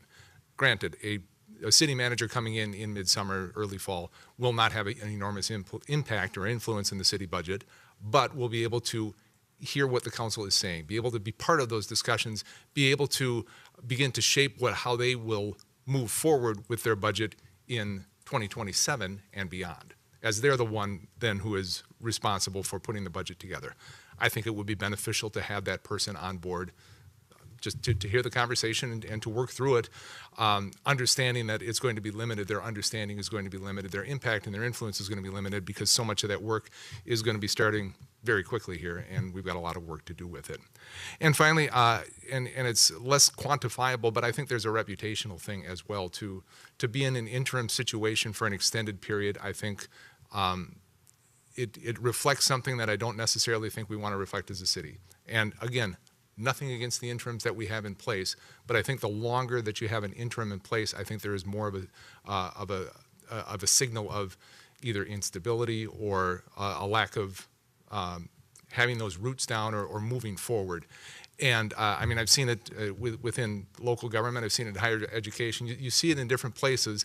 I think the longer the interim position lasts, the more there are questions raised about it. And so I am not a fan of this plan. I think it's an interesting concept. Kudos for different ideas, thinking outside the box, how we can try and do things differently, perhaps save money in some ways. I just don't think from a financial standpoint this is the windfall we think it's going to be. And I just think from a long-term perspective, I think to move forward with the search is the thing to do. And to your question, Councilmember Lohman, I don't honestly know. I mean, we did an interview. It was the HR director, the interim city managers, and myself interviewed, I think, 4 or 5 different search firms who submitted RFPs or submitted proposals, basically, to the city. Talked to them, narrowed it down, looked at costs, looked at experience, looked at just comfort and how they presented and what their plans were moving forward in terms of how they were going to shape the search process and shape the position description and ultimately get to the search and the process that they would use. Made the decision for this company. No idea if we said to them, but we're going to wait now for 6 months. I don't know. I honestly don't know. And I don't know if we even signed a contract if it says that we've got to start right now. I'm not sure.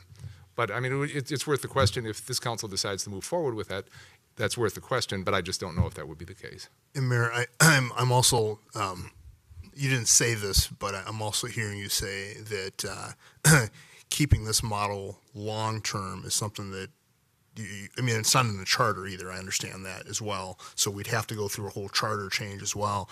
But I think that's more so, the interest on my part is, could you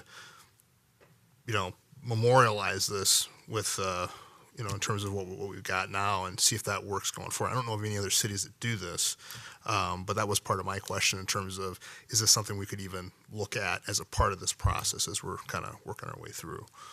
And I definitely trust, the things you've kind of marked out here, and that instability piece is something I got to think about. So, but I get rid of that instability by just saying, let's memorialize this and just kind of keep it going forward, with the two.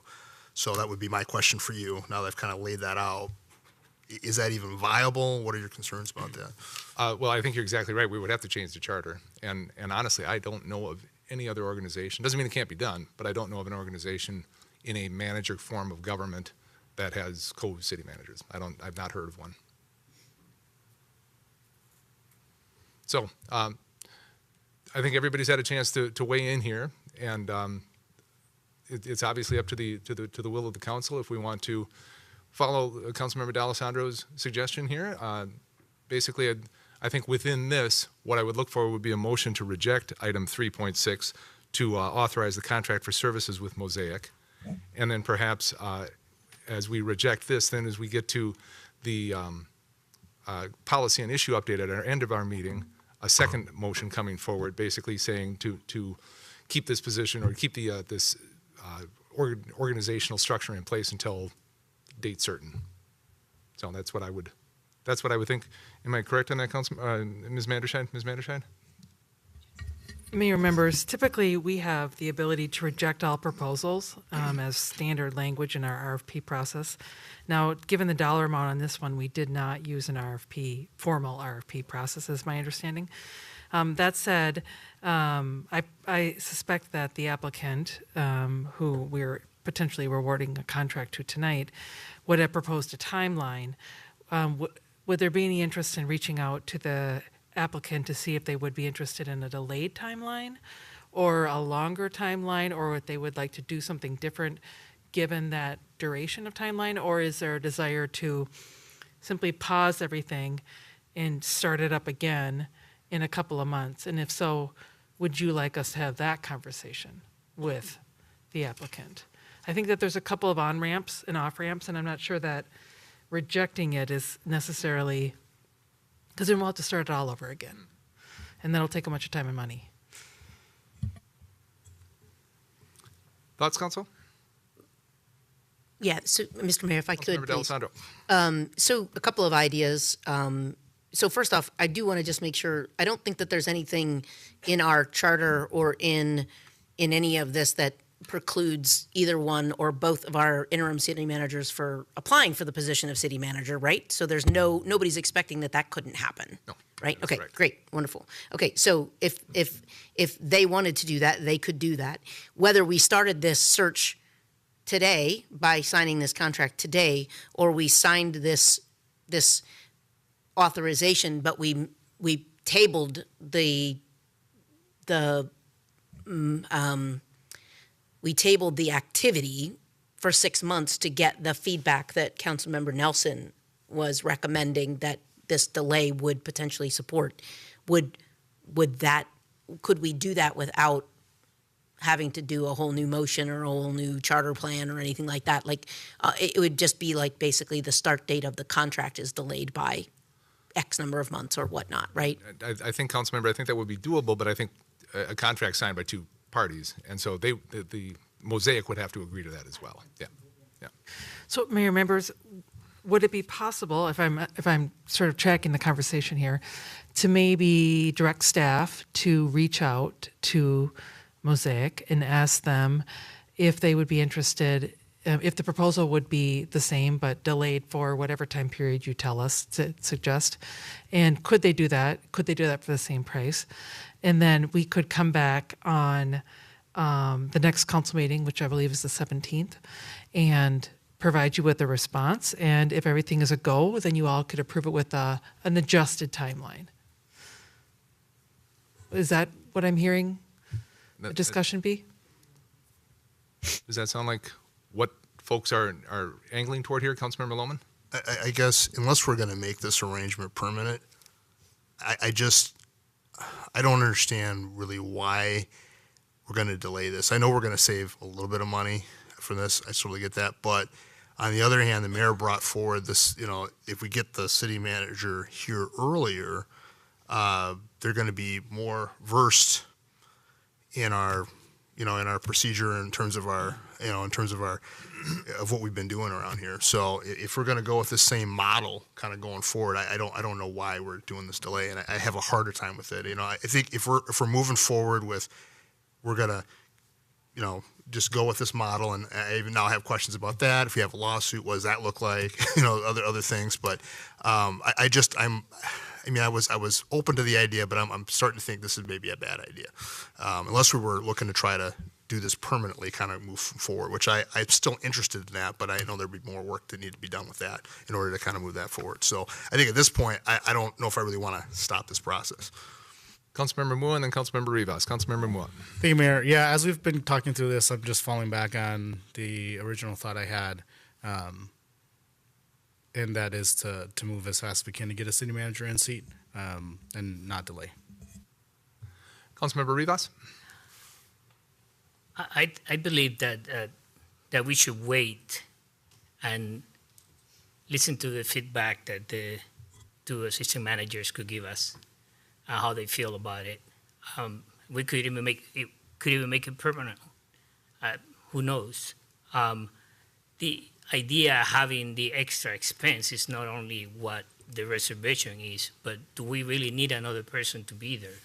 I haven't seen any dysfunction. I mean, on the contrary, I think some of the things were discussed that will be improved, making the agenda come up earlier and things happening a lot faster. That's what I have noticed myself. So as a matter of fact, I think things have improved compared to what we had before. So I don't see why we shouldn't give it a try and postpone it not only for 6 months, but just wait and see what happens and how the two ladies feel about what they're doing. Or maybe even if in the future, one of them wants to be the one directing the whole as one, and then the other one as an assistant. I don't know, but I don't think that we need to make this a priority at this moment. I think it's working great. Like I said, I have seen a lot of improvements on how things have worked. There is only one thing, which is another lecture. I don't want to extend the evening too long, but the reality is that I have seen a lot of improvements in communication. I get responses a lot faster to questions that I have. So I don't see any dysfunction going when it comes to any management in the city. And as I also ask questions, everybody seems to be very happy how things are going. So if we postpone this, we should postpone it indefinitely until we see the need of one way or the other. And again, they're both very capable. One of them might decide to say, hey, I'd like to be the one, and why not wait until then? It's not just about the savings, it's about the functionality, and I think I have noticed a lot of improvements. I don't know about everybody else, but it's very beneficial what's been going on. Questions are answered a lot quicker than before, and so that's what I am thinking, that we should keep it this way. Councilmember Lohman, but I want to make sure anybody else who hasn't had a second bite at the apple yet. Councilmember Nelson, anything? And then Councilmember Carter and then Councilmember D'Alessandro. Sorry, Mayor, if you ask, I'll always talk. I do think there's one step that I don't want to miss, and I don't know that we need to do it right now tonight, but I really would like to get feedback from our assistant city managers, because I don't personally fully understand what additional burden this might be on them. And if that is the case, then I think it would be an unfair request to put that onto them. And so I would like to get that answered in a relatively short fashion. Again, not necessarily tonight, take some time, think about it, provide that feedback to us. And if you think it's workable, then I'm open to it. I'm very open to it. If you come back and you say it's just not workable, I can't work 80 hours a week and I can't do this or that, that would be a completely unfair request of this council to any staff person. And so that is the one thing that I'd like to know before determining if we don't do it, if we do it for 6 months, or if we just start to actually consider and talk about a different model. I just want to make sure that they're okay with that. So that's. Councilmember Carter? Thank you, Mayor. So I 100% agree with that. Would love to, before we make any decisions officially, would love to get the feedback from the assistant city managers. Really trying to understand if this is a reasonable request. I do like the idea of waiting 3 to 6 months, not only so that they have more time in their roles and can provide even more substantial feedback when we bring the recruiter on, but also it would give us time as a council to kind of consider if we want to think about this model for the long term and if it is worth going through the process of changing our city charter and all of that stuff. And so I don't really see a lot of, I do understand your points, Mayor, about kind of, having an interim for an extended period of time. I do think I'm going to start, maybe we can start using the word unprecedented again, bring that word back. But, the times are things are changing and things are weird right now. And There's been a lot of change in the city over the past year and a half. And actually, what I have been kind of feeling and sensing is that things feel pretty stable right now, despite all of the chaos going on everywhere else. And so that's where my thinking is at. And Councilmember D'Alessandro. Yeah, thanks, Mr. Mayor. Maybe what I can suggest is a tabling of this for a period, for another meeting, and like with the direction to the assistant city managers and the interim to please give us that feedback and bring that to us. It doesn't have to be public; it could be in a memo or something to that effect. But I mean, I guess the only point I'll make on the financial side is I'm of the opinion that we don't have a lot of like 85% of our budget is pretty much guaranteed because of police, fire, public works. Like, we hear this every time we do this. We don't have a lot of room. So where we can find room, and I'm of the opinion that even if it is $165,000 as opposed to $300,000 or whatever, the last time I checked, if a point on the levy is $650,000, that's a quarter of a point, and that's pretty significant in my mind anyway.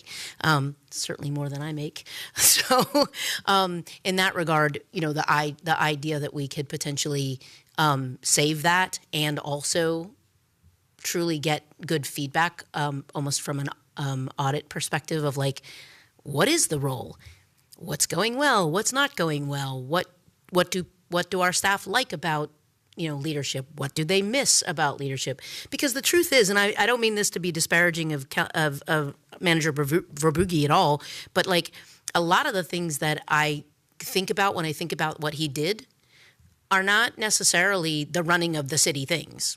They are the work that he did on Expo, the work that he did on, the outreach to the community, all that stuff, which is very, very important. Don't get me wrong, no disparagement at all. But he left it to his executive staff to run a lot of the stuff. And, to Councilmember Rivas's point, I'd often ask him a question and he'd have to go ask them anyway. And so at this point, I do feel like there's a better feedback loop for me right now than there was before. No critique, just a fact, right? And so I want to leverage that if possible. If I want to see what could be going well. And then to your point, Councilmember Nelson, if the folks in the interim role right now are burdened beyond what they should be for the position we've asked them to take, we should absolutely correct that as quickly as possible. So I don't disagree. So maybe what I could propose then is that we table this to a future date, and maybe it's not the very next meeting, but like one more meeting, and we get a month to like look at feedback, and then we can go in there. And would we think that Mosaic would have a problem with that if we did that? Do we think?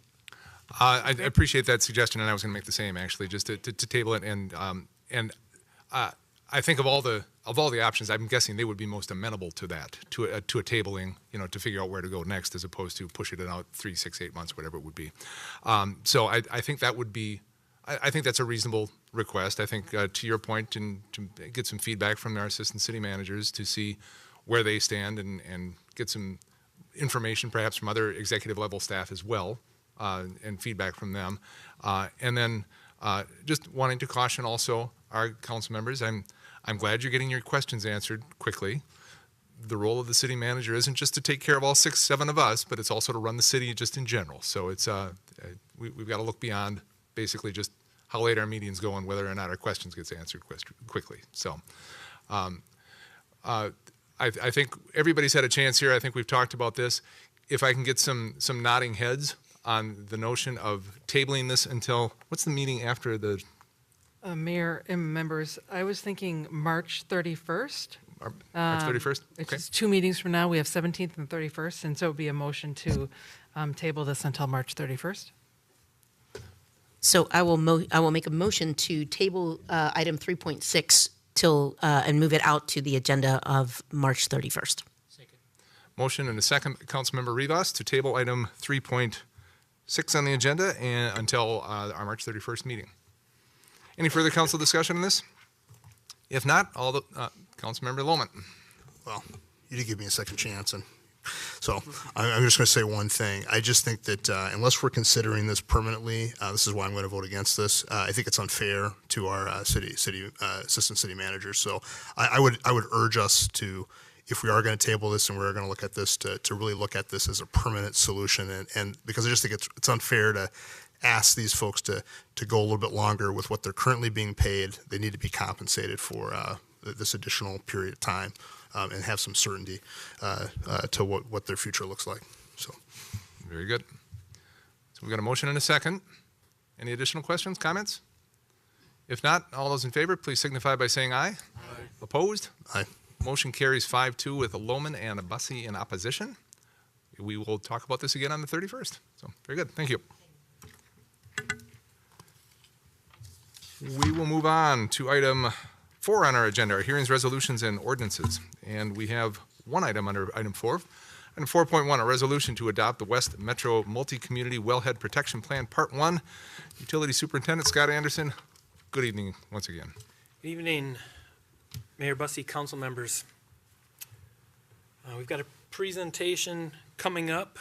I'll be here to provide a very brief presentation on the amendment or update to the city's Wellhead Protection Plan. Also with us tonight, Annika Munsell from Minnesota Department of Health is in the audience in case we have questions with some of the data and technicals of what's gone into Part 1 so far.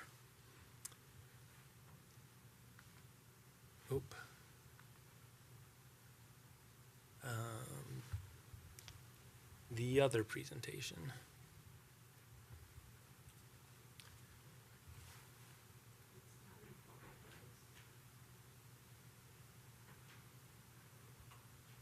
Okay. I did see a trick a meeting ago. I have it on my screen. I can do this. If that works. Look at that. That'll work. Okay. So, as a public water supplier, the city follows regulations from a number of sources. The primary being the federal government and the Safe Drinking Water Act. Coming all the way down to the state level, the statutory authority for the state's drinking water program resides with the Minnesota Department of Health and Minnesota rules. We have an existing wellhead protection plan, last updated in 2014. Typically, wellhead protection plans are updated every 10 years or sooner if there are major changes to a water supply system. Part 1 of the plan, there are 2 parts to a plan, which is why on this agenda, or this item is focusing on Part 1, and we're going to talk a little bit about Part 2 as well. Part 1 is the data element to wellhead protection. So it's the wellhead protection areas, drinking water supply management areas, and well and drinking water supply management vulnerability. And I'll talk about all of those things in a little bit as well. The second part of the plan is sort of the implementation of the plan, identification of issues. A potential contaminant source inventory is one of the main components of that Part 2. Establishment of goals, objectives, plans of actions, and an alternative water supply contingency. So as I mentioned, these plans are typically updated every 10 years. Some of the challenges, the past challenges in updating these plans. Number 1, the drinking water supply management areas. Our drinking water supply management area, when we do this analysis on our own, extends into Edina, extends into Eden Prairie, outside of our jurisdiction, outside of our land use planning capabilities. So DWSMA's drinking water supply management area is not bound by municipal boundaries. The aquifers are not bound by city limits. There are varying schedules. Ours, City Bloomington's plan is due for an update this year. Edina's might be 2 years out. Eden Prairie's might be out 2 years after that. There are updates to models and new information that sort of change outcomes on how all these areas and vulnerabilities are determined. So what this project does is provide an opportunity to work more collaboratively with other municipalities. It also gives the agencies an opportunity for more streamlined review and communication and collaboration among themselves and with the cities. The other benefit to this project is it's given us kind of a more unique opportunity to be at the table kind of from the start to the end with the agencies, whereas in the past we would hire a consultant, we would do our work, we'd submit it for review, they'd review it, or submit it for approval, they'd review it, kind of there's some back and forth. This is kind of all happening in real time, so it's really unique. And as I mentioned, typically in the past we would hire a consultant, we would do the modeling, we would write the plan and submit it. Edina would do the same, Eden Prairie would do the same. Metropolitan Council and Department of Health both were successful in obtaining some funding to do this pilot project. So this is just costing, this is our participation to accomplish something that we need to do. We need to do it anyways. So the vision of this pilot project is to work collaboratively with surrounding communities, ultimately to protect our source waters in a more consistent fashion. And the 8 communities that are working under this pilot project right now are listed at that bottom bullet there, our neighbors as well as a few others. We have something here, I'll switch it over. Where did I leave off?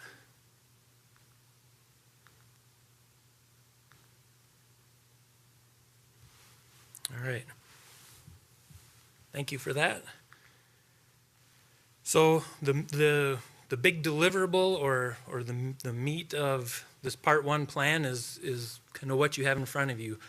This is the West Metro Multi-Community Wildlife Protection vulnerability areas. So this is for the entire pilot area, but if you look at kind of that bottom right circle, that's the city of Bloomington. What we saw, the updated vulnerabilities on the left, the previous vulnerabilities on the right, our vulnerability changed a little bit and went down. There are a number of factors that contribute to that, but if you look kind of more northerly through this area, there are some increasing vulnerabilities. And so vulnerability is based entirely, well, not entirely, it's based on predominantly geology, but there are other water aging metrics that the model uses to understand. Basically, it's time of travel, how fast something on the surface gets down to the aquifer. And so all of that's also dependent on not only our own pumping, but as you can see, the changes in the vulnerability from what we had before to what we have now, that now takes into account Edina's pumping, Eden Prairie's pumping, Richfield's pumping, and so that changes those flow characteristics. And so this is what the newly approved vulnerability looks like. So as I mentioned, Part 1 of the plan includes the delineation of these protection areas, drinking water supply management areas, and the vulnerability assessments for the participant wells and aquifers. I mentioned the funding, Metropolitan Council and Department of Health working together to provide funding for this work. Part 1 has been approved by the Department of Health, and what we're looking for now is for the city to adopt that Part 1. That would bring us then to Part 2 and kind of the second part of the ask tonight,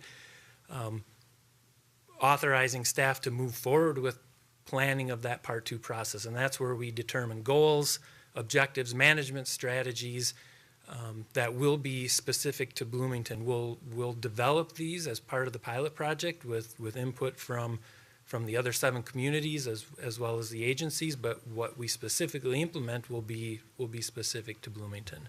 So the process will be the same, but each city will implement this Part 2 slightly differently. Due to the pilot nature of this project, the completion is not totally defined, but I expect roughly a year from now we should have Part 2 complete. So the requested action tonight is to formally adopt Part 1 of the West Metro Multi-Community Wildlife Protection Plan, and then direct staff to continue that wellhead planning process and implementation with the multi-community project. I'm happy to answer any questions. And again, Annika's here as well if need be. Well, thank you, and thanks for the information. And first of all, congratulations. DWISMA is one I hadn't heard before, so that's good. It's an acronym I hadn't heard before. The question I had, I love this idea. This is obviously an important idea, especially considering water resources as they are today, and you're exactly right, the density of the metropolitan area and the aquifers don't know city boundaries. What was the genesis of this idea? Who brought this forward? I'm not entirely sure. I think there's been some discussion between Department of Health and Met Council, but I know a couple of the cities in the West Metro started. I mean, Edina, for example, on our last iteration, commented specifically that just like our DWISMA is in Edina, their DWISMA is in Bloomington, and said, hey, what about that? How do we address this? And so I think in between those iterations, cities have been talking. There's a lot of planning efforts going on. The Metropolitan Area Water Supply Advisory Committee and their Technical Advisory Committee have planning discussions constantly on water quality and quantity for the metro area. And so I think it's just, it's really when you do these a few times and you see the modeling effort that goes in and you see how those areas extend beyond boundaries, I think it became a natural talking point of how do we do this a little more efficiently in a more collaborative nature. And so it just little pockets of discussions came about, and again, how it formally became a proposal, I'm not entirely sure, but I was excited to take part in it. Absolutely. And what is the status of the plan in these other cities? In terms of... Have they approved it? Have they been approved by other city councils? Yes, Mayor Bussey, council members, all of the other cities are bringing this plan to their councils this month. Okay. And so all of them will be approved by the end of the month. Very good. Thank you. Council questions? Councilmember Rivas, and then Councilmember D'Alessandro. Councilmember Rivas.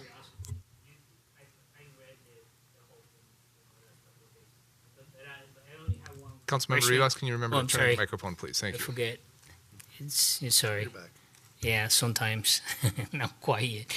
Just on regards to the contingency plan that the city has in the event that the aquifers are, I know I'm aware from what I was reading that most of them are down, the levels are down because of the last couple of years, the usage has increased tremendously, right? So does the city have a contingency plan on what water sources to use in the event that the aquifers are no longer viable? Mayor Bussey, Councilmember Rivas, we've been monitoring well levels in Bloomington. The levels in Bloomington's wells are not down. If anything, I didn't bring that with me tonight, but looking at this fall, we have not noticed declines in our wells. However, our contingency planning, as you know, we're a dual source system and purchase finished water from the city of Minneapolis. That contract allows for, we purchase a daily minimum with the potential to purchase up to 20 million gallons a day, which, with the exception of, kind of the middle of summer without any rain, that our contingency plan includes additional purchases from the city of Minneapolis. We also have a number of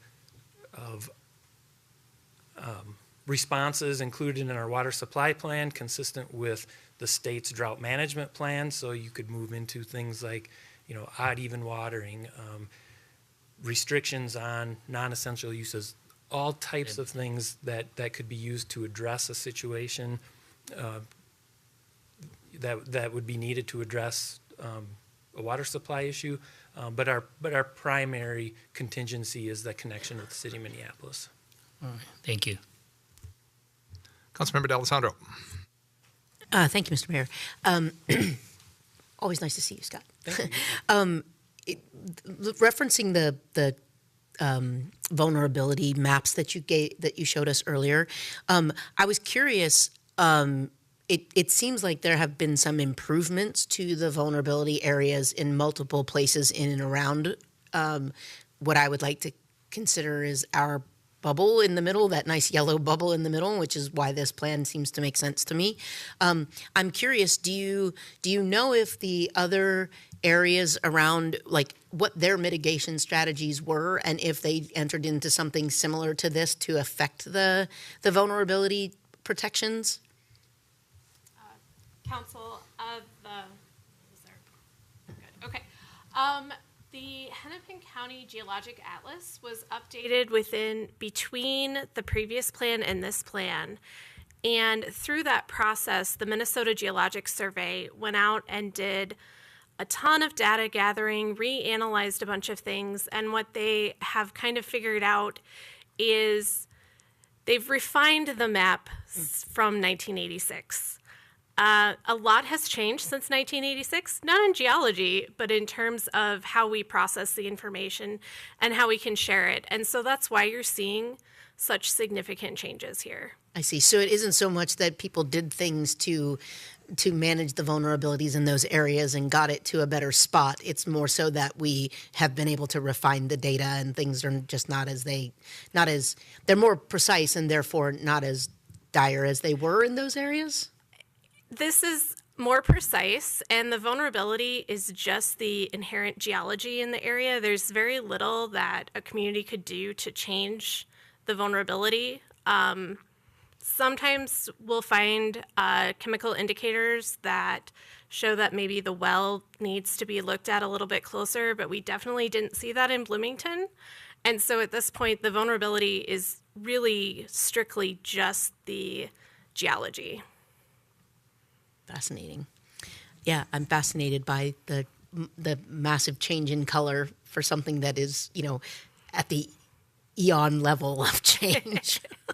Okay, so so let me ask this question then. Do we think that the protection plan would change this map in any way? Or are we just saying that this map at geological level is why we need to put this plan in place?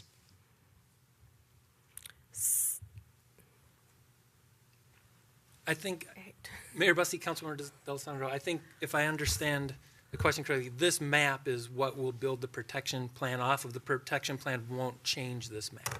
Right. Okay. So we don't get better vulnerability assessment in this plan by doing in this map by doing what we're doing. We're just saying that it seems as though we're in a right position to make some changes because we have this vulnerability. Right.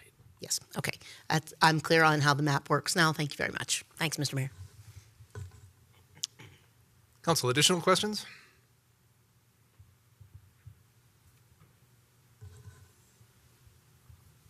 All right.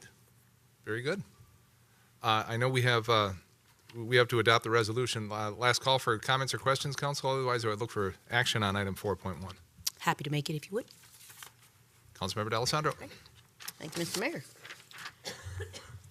I am moving to adopt a resolution to adopt the West Metro Multi-Community Wellhead Protection Plan Part 1.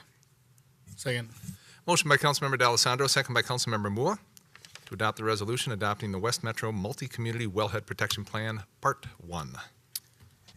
And Further council discussion on this? And Mr. Mayor, the second part of this is just a direction to staff, right? So there's no second resolution on the part about the pilot project or anything? Correct. Okay. Right. All right. Correct. Then, yes. Yep. Thank you, Mr. Mayor. Any further council questions on this discussion? Hearing none, all those in favor, please signify by saying aye. Aye. Opposed? Motion carries 7-0. Thank you very much. I guess my only question after we've done this, Mr. Anderson, just an update as others. When will we hear back from you on this? Again, anytime in the near future, in 6, 12 months? Mayor Bussey, sure. I think it will kind of depend on how fast we get a draft Part 2 out, but can certainly make that available in any type of format that you understand. There will be some opportunities for comment and things as that progresses too. So we'll make sure that in some format that you're kept up to date on that development. Perfect. Thank you so much. Thanks for being here. Thanks for joining us and sticking it out with us tonight. I appreciate it. On to our organizational business council. Our study item tonight on 5.1 is a progress report on the South Loop District Plan update. Mr. Ramler Olson from our planning staff is with us. Good evening and welcome. Good evening, Mayor, members of the City Council. I'm just going to test this out. There we go. It works. Don't want to get too far ahead. Don't want to spoil anything. Yeah, so this is a progress report on the South Loop District Plan update. If you recall, came before you last October, end of October, and showed you what had been done from July up until that point, and been working on it since October. We met with a lot of different commissions during that month, do that first round of study sessions, and also hit one in December. So this is merely an update to show you what we've done. You'll see within the exhibits before you, that's part of the work that we've completed so far. That will tee up the work to be done even after this meeting. So the agenda tonight is just to provide a brief intro to the South Loop District Plan and also the update process. Then we'll be looking at feedback that we got from that first round of study sessions back in October, and then one meeting that occurred in December. Then we'll take a look at the proposed outline that we've drafted that will guide the development of the update, and we're eager to get your feedback on that proposed outline if you're able to provide it. We'll briefly go over the next steps. That won't take any time, and then staff has prepared some questions for you to consider that will help us as we're drafting the update. So yeah, definitely eager to get your responses to those questions.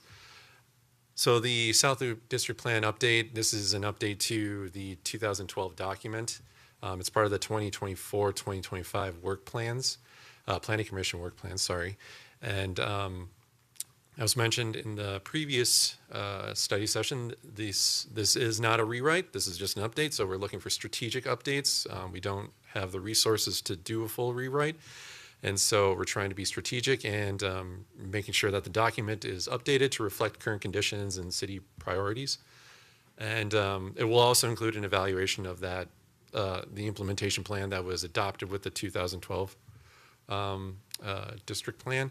We're going to be removing completed projects and even those that are no longer being considered. And then we're going to identify some newer projects and propose those for you to consider as we develop the draft. This is the vision and goals of the original plan. I bring this to you just to emphasize a certain portion that you'll see within the vision, and that's to transform the South Loop from a dispersed suburban commercial area into a walkable urban neighborhood. That appeared to be the guide behind the original document. So we didn't want to change that. We didn't want to change the goals as well. So that's all being maintained, and the content of the update will reflect that, hopefully, that you'll see. So getting to those 2024 study sessions back in October and one in December, I met, as mentioned before, met with a lot of groups in addition to Planning Commission and City Council. Oh, should have said Planning Commission and City Council. We also met with Creative Placemaking, Sustainability, Port Authority, and Parks. The feedback that we got from those meetings can be summarized under the following themes. Parks and open space were a top priority. We noticed that you all were very eager to see trails, trail connections, and more open space being developed in the South Loop. And you also noticed that some of the access to those resources are not equitably distributed amongst South Loop residents. So the more of those come online, the more hopefully folks will have access. Walkability is still an important goal for the South Loop, so we're going to maintain that, and that's also guiding some of the updates that we're proposing. And because of that, the development should reflect that goal of walkability. So again, tailoring development so that it supports walkability as a goal for the district. More destinations outside of the Mall of America, as you noted, mostly entertainment and retail and everything else that gets people out of their homes is in the Mall of America. It's lacking outside. So, how to encourage the establishment of more of those destinations. It kind of goes hand in hand, I think, with the previous sentiment of maintaining walkability. Walkability will support those establishments, and those establishments should be designed in such a way that they support walkability. District energy was still seen as an important consideration for the district, and so that should be reevaluated. You'll see that in the proposed outline, and I can talk about it in a little bit. Strengthening connection between Bloomington Central Station and the Mall of America. Those are kind of forming 2 points along an east-west access, and then there's Lindau Lane between those. And so how do you strengthen that? What sort of amenities do you establish on Lindau Lane to strengthen that connection and get people from the mall to travel east, and then people from BCS to travel west? I mean, they're probably already going to the mall, but nonetheless, there's maybe opportunities to strengthen that connection so that they linger a little bit more on Lindau Lane. With that feedback that we got, we developed the following outline, and that's Exhibit A. It's 10 bigger categories, 10 bullet points that we're going to be arranging the content around. The first one is creative placemaking updates. That was a group that wasn't around during the original 2012 South Loop District Plan. And so we want to recognize that, the work that they've done and the investments made to bolster creative placemaking in the South Loop, even though now it's citywide, but nonetheless their footprint is definitely visible within the South Loop. Building standards, we want to address that. It was mentioned in the original document to have sustainable building standards for development within the South Loop, but state statute limits us to what's only allowed within the building code or required by a building code. We can't push anything beyond that. But nonetheless, if there is some, in coordination with those projects that receive public subsidy, we can start requiring a greater expectation for sustainable standards within development. Energy updates, again, referring back to district energy and exploring that possibility within the South Loop. Measuring sustainability, just removing an outdated way that it was sustainability was measured originally in the 2012 plan. Just want to make sure that it doesn't confuse this update. Ecological land stewardship, that's referring to the areas along the bluff, making sure that any development along the bluff is maintaining the integrity of that bluff, and staff is committing to evaluating the bluff standards and in coordination with other departments, seeing what sort of things can be done to strengthen the bluff protection overlay district if that's necessary. Looking at development and land use within the South Loop, a lot has changed over the past 13 years, so we want to update that and clarify any development goals and guidance by area within the South Loop. So that's important to take stock of that and to recognize the market has changed, and does land use and zoning need to change in order to accommodate the market. Happy to get your feedback on that. And then an updated parks and open space framework. You'll see that in Exhibit B. This is an update to the original map that was in the 2012 plan. There's elements that have been removed and some that have been added, and happy to take your feedback on this particular exhibit, but this is going to be guiding that portion of the update related to parks and open space. Transportation updates are also going to be included as part of the update. Prepared an exhibit showing proposed multimodal projects. Some of these are programmed into the 2027 CIP Capital Improvement Plan. Others are further out, but nonetheless, this is what's going to be proposed as those CIPs are developed each future year. So again, if you have any questions about that, happy to answer those. And moving on to streetscapes, plazas, other public spaces, staff had observed that some of the open spaces within the South Loop have not performed according to the standards that the city had originally set out when developing these open spaces, along with the maturation of the South Loop District Plan. So want to address that within the update too. And water resources, clarifying what the expectations are for stormwater management as development comes online. There's been a little bit of confusion among staff and some of the folks that have proposed development in the South Loop, and we just want to clarify it to relieve readers of that confusion. Engagement, we have a Let's Talk Bloomington page that acts as a repository and a way to engage folks on the planning process and to act as a repository for planning materials as they are produced. We've been keeping in contact with key stakeholders within the South Loop, so they're kept abreast of the progress of the plan, and we're also keeping that communication line open so that they can provide feedback and we can consider that as we're drafting the document. On February 20th, we held a study session with Planning Commission. There was, a pretty robust discussion. It was a 2-hour meeting, so there was a lot to take away from it. They seemed, the result was that they seemed split between favoring flexibility of the HR district, that's the high density mixed use district with a residential component, and so that residential is required as part of HXR, but some commissioners expressed wanting to require a non-residential component amongst development to, to provide space so that services that are needed for residents as they come into the South Loop District to accommodate those uses that are necessary for residents.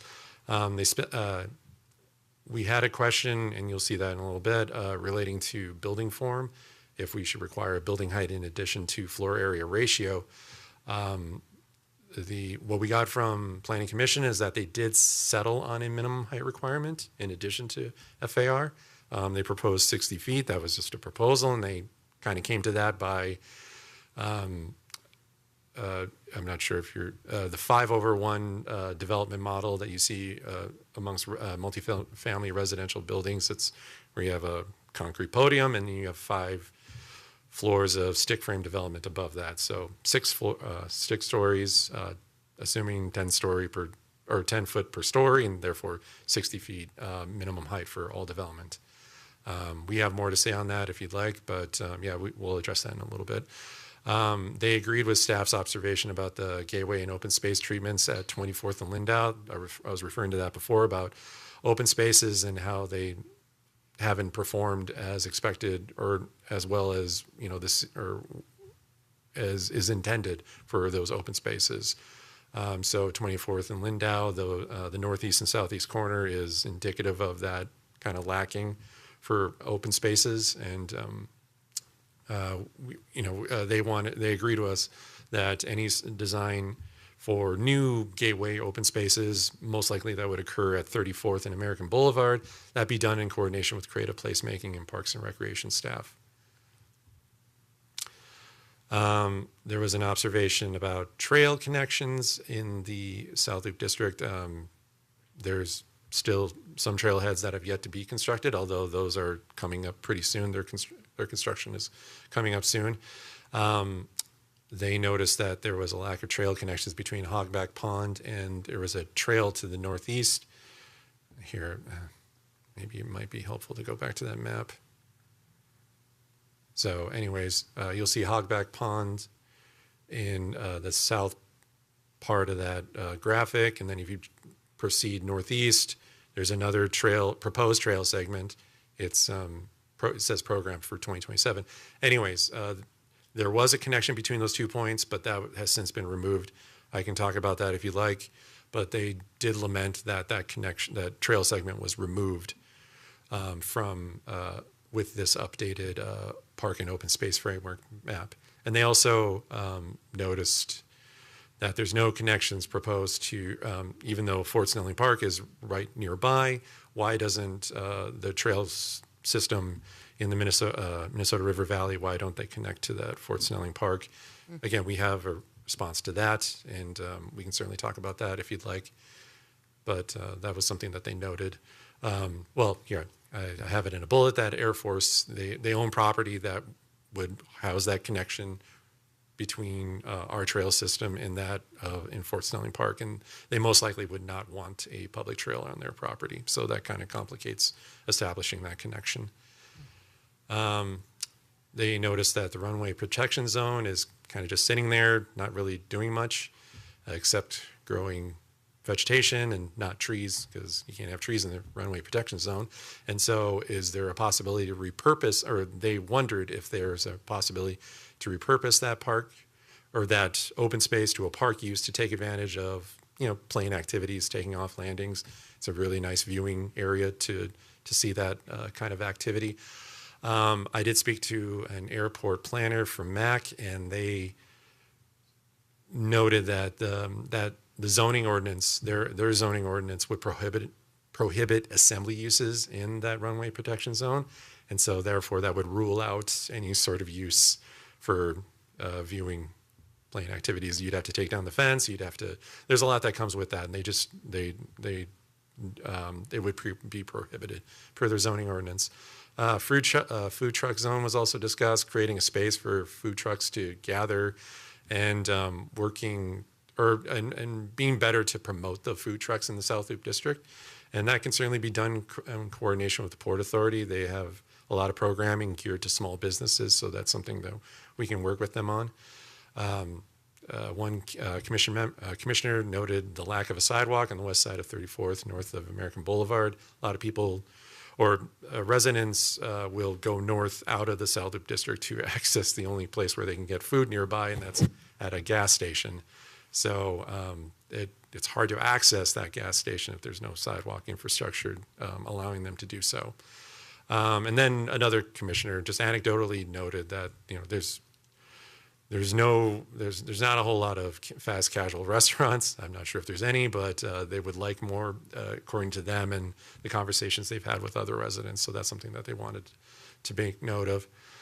Next steps, we're going to be taking feedback from this meeting with you all, and then we'll start drafting the update, and then we'll bring it back to Planning Commission and City Council for consideration at public hearings at the end of, or in May and April and May, respectively. So that moves on. Now we can look at the questions that staff has prepared for you all to consider. The first one being, should the city proactively re-guide and rezone office properties, plan for office uses to be more flexible regarding land use, especially in areas where residential uses are allowed? This is getting at just the struggles of office properties, and wanting to provide property owners the flexibility to establish uses on those properties, so that are more economically viable than just sitting on empty office property. So that's kind of setting that up. We have our own recommendation below that. We're in favor. Staff is in favor of adopting a proactive approach, re-guiding and rezoning office properties for that flexibility, and we think there will be positive development outcomes that come from affording that flexibility with development. And we'll be prioritizing the re-guiding rezoning of sites that or sites where residential uses are allowed, and that's outside the airport safety zones. I can pull up a map if you want to see where that is, but yeah, so happy to get your feedback to that question. Well, thank you. Council thoughts on this? I think the staff response is the correct one. I think doing this proactively and re-guiding, rezoning makes a lot of sense. It leads to outcomes that we're, I think, more in favor of. And yes, obviously prioritizing the sites that are not in airport safety zones to make it a lot easier to build if it's not in an airport safety zone. Other thoughts on this, Council? Councilmember Lohman, then Councilmember Rivas. Councilmember Lohman. You know, I guess as long as it's, if it's office, I mean, I know that there is in some of this area, there's some IT type stuff, and that I might have a different opinion about that. But if we're talking office, yeah, I think that makes sense. I think that totally played. Councilmember Rivas. Yeah, just on the building height, I have a comment on that. You were suggesting 60 feet, which is 6 stories, right? 1 concrete and 5 wood or whatever frame they use there.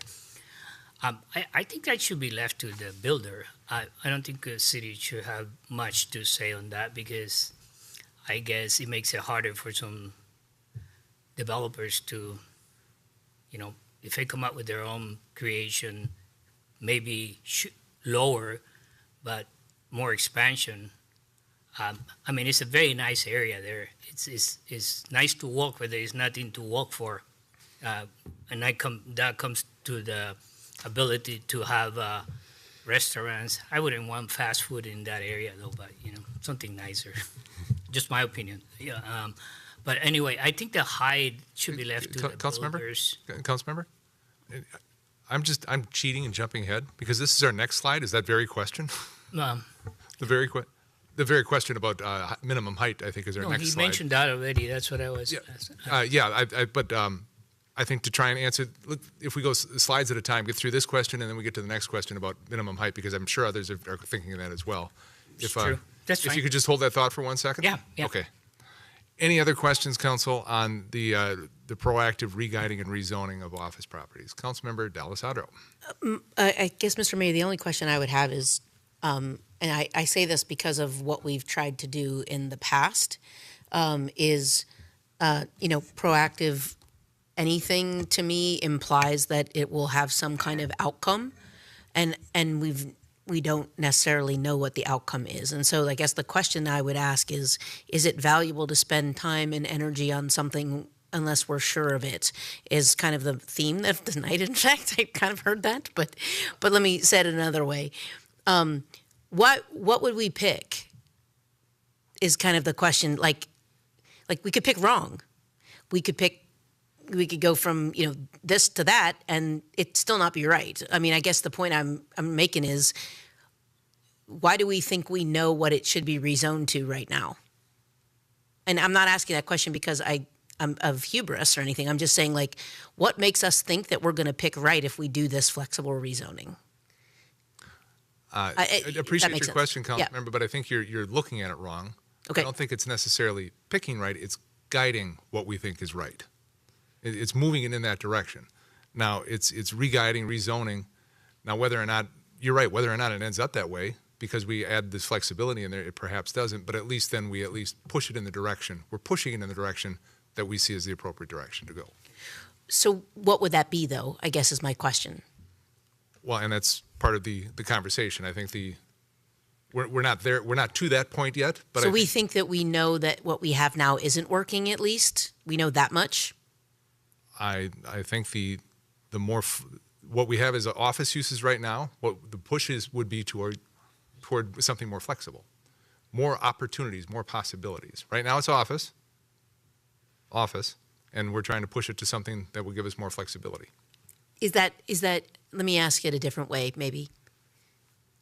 What options that are currently available to us would we be considering? So, for example, if this is, I'm not going to get the zones right, so apologies, I'm going to use this for illustrative purposes only.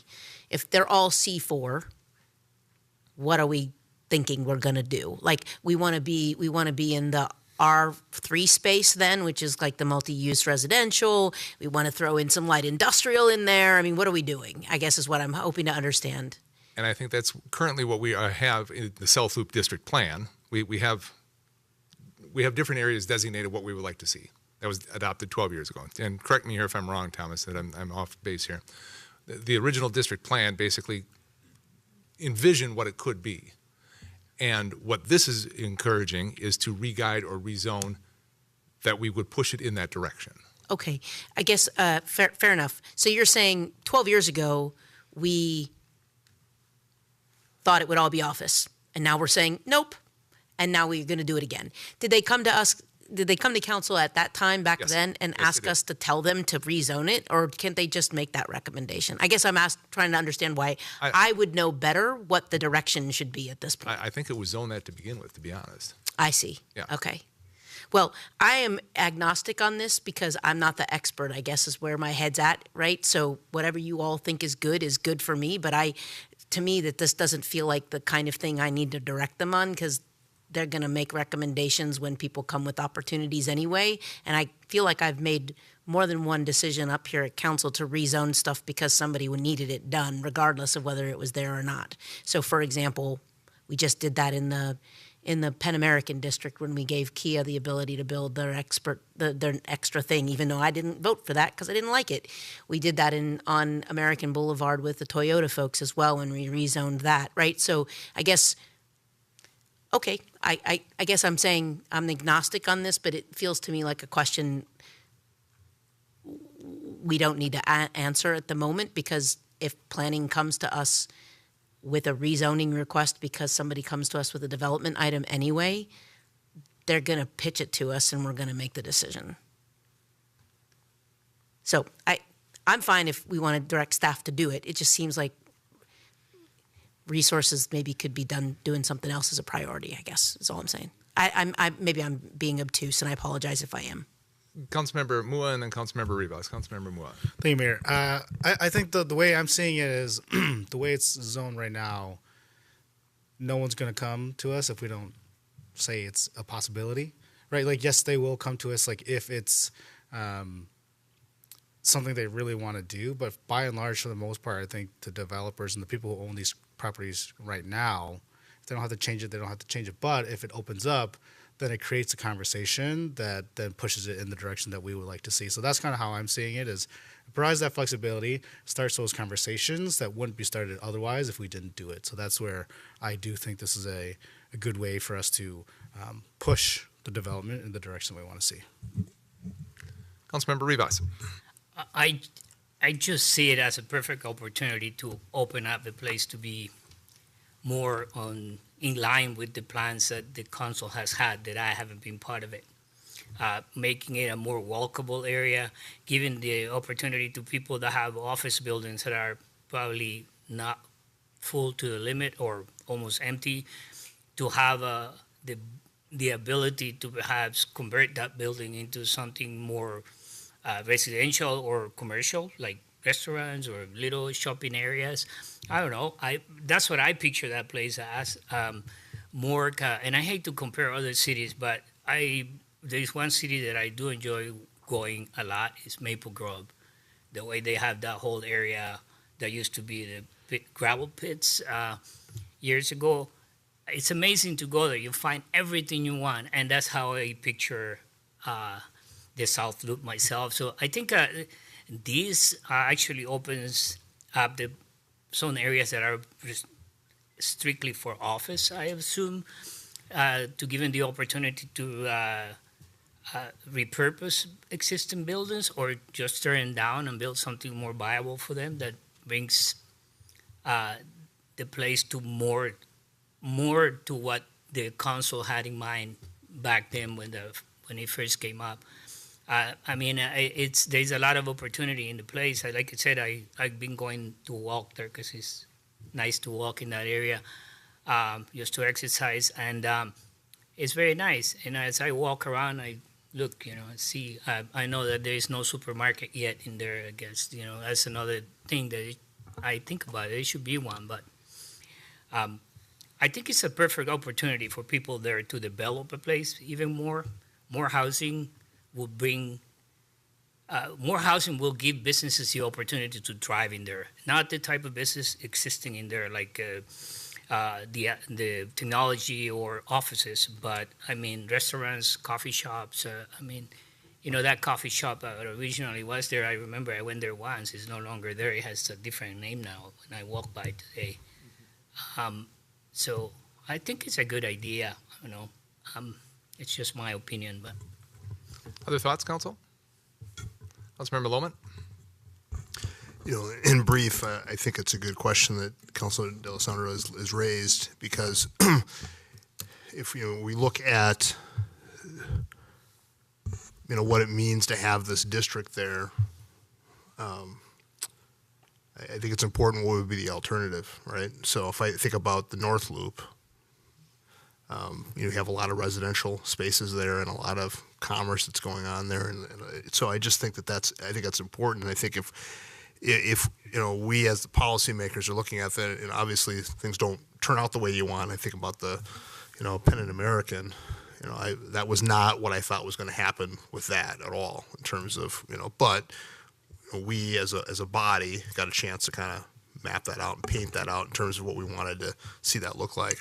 And I think it's great that we're having this opportunity to have this discussion. So I guess what I would say is these questions feel limiting, in that regard. If you're somebody who's just kind of tuning into this, 12 years later, to kind of have this conversation, because it's kind of, okay, well, yeah, we got a chance to talk a little bit about this part of it, but what about the rest of the scope of the project? And so, I mean, it could certainly feel that way as you're looking at this. I mean, I wasn't around when we were doing this, the first time at all. Yeah, I'm not sure, Mayor, were you around for this? So I mean, so you may be looking at this in a different way. When I was, I got a chance to work on the Pennant American thing, so that changed the way I look at this. But I look at this kind of the same way. I'm like, why? I mean, what else would I recommend, right?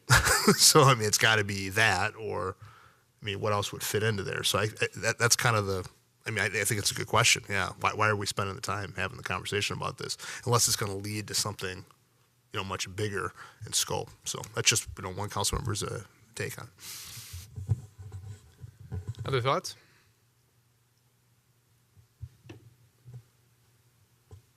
Well, as we try to move things along here, just about a general, give me one wink or a thumbs up or thumbs down, or to try and provide more flexibility. Okay. All right. I think we're in favor of the staff response or recommendation, right? Okay. All right. Thank you, Mayor, council members. All right. Okay. So the next question, Councilmember Rivas, this is getting to the point that you were making previously. So I'm happy to take that feedback if you have anything more to say about it. But Councilmember Rivas. Oh, wait. Oh, I'm sorry. I was going to read the. Olson. Yes. Sorry about that. Height. Apologies. Yeah. So, should the city adopt a minimum structure height requirements in portions or all of the South Loop district, or should the city just rely purely on floor area ratio? Again, that kind of dictates the volume and the size of the. It's just one way to control the size of development, but then adding this other component of height. Adds an additional requirement to that development. Staff has our response below. We don't think structure height is necessary in addition to the FAR that is required for the various zoning districts in the South Loop.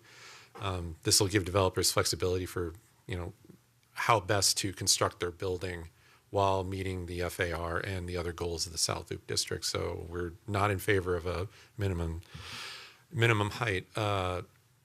We prepared this table examining recent developments. You'll see units in one column, structure height by story, and then the density of those developments, and then the floor area ratio that came from those. And then you'll see that Reflections, which is that's the tallest development in South Loop, that actually has a lower residential density than some of the 5-over ones that we've seen come after it. And so the imposing height requirements in addition to FAR doesn't necessarily yield the density that is a goal in the South Loop District Plan. So just want to bring that to your attention. Of course, there's a lot to be said about Reflections, and that it's very iconic for that area, and so it certainly has its positives. But in terms of just allowing development be flexible and in line with what the market says at the time, having that ability to adjust development and not be required to achieve a certain height is better for development, or is in our line better for implementing the South Loop District Plan. So I'll just go back to the question and happy to get your response to that. Councilmember Rivas. I mean, I'm just in agreement with what the recommendation is, that we shouldn't be imposing height regulations on it. 'Cause I think it will make it more difficult for a developer to go in and make the investment if it has restrictions on height. Like you said, even though that building is beautiful, it's the only one of that nature there. And still, the other buildings manage to have more density than that one itself. And there are, but 11 floors lower, right? That's 17, and the rest are 6 on average. Yeah, so I agree with your recommendation that you shouldn't have any restrictions on height. If Mayor, and if I may be fair to the Planning Commission, because this is our argument, this is staff's argument about why why our recommendation is the way it is. They also noted that, or some commission members just noted that, these are unique opportunities in the South Loop. And so do you wait for that development that you feel achieves the vision of the South Loop? Is it worth the wait? Because it's, these are very rare opportunities to achieve the development that the South Loop District Plan is envisioning. And so I should probably provide their argument, or for some of the commissioners' arguments for why they preferred a height requirement, because the taller heights, in their opinion, were architectural expressions that were unique in the metropolitan area. Reflections being a unique architecture that you would see in the metropolitan area, according to them. So just want to give their perspective as well, as that might inform the discussion. So.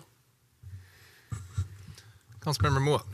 Thank you, Mayor, and thank you for that, Mr. Ambler, because I would tend to agree with that.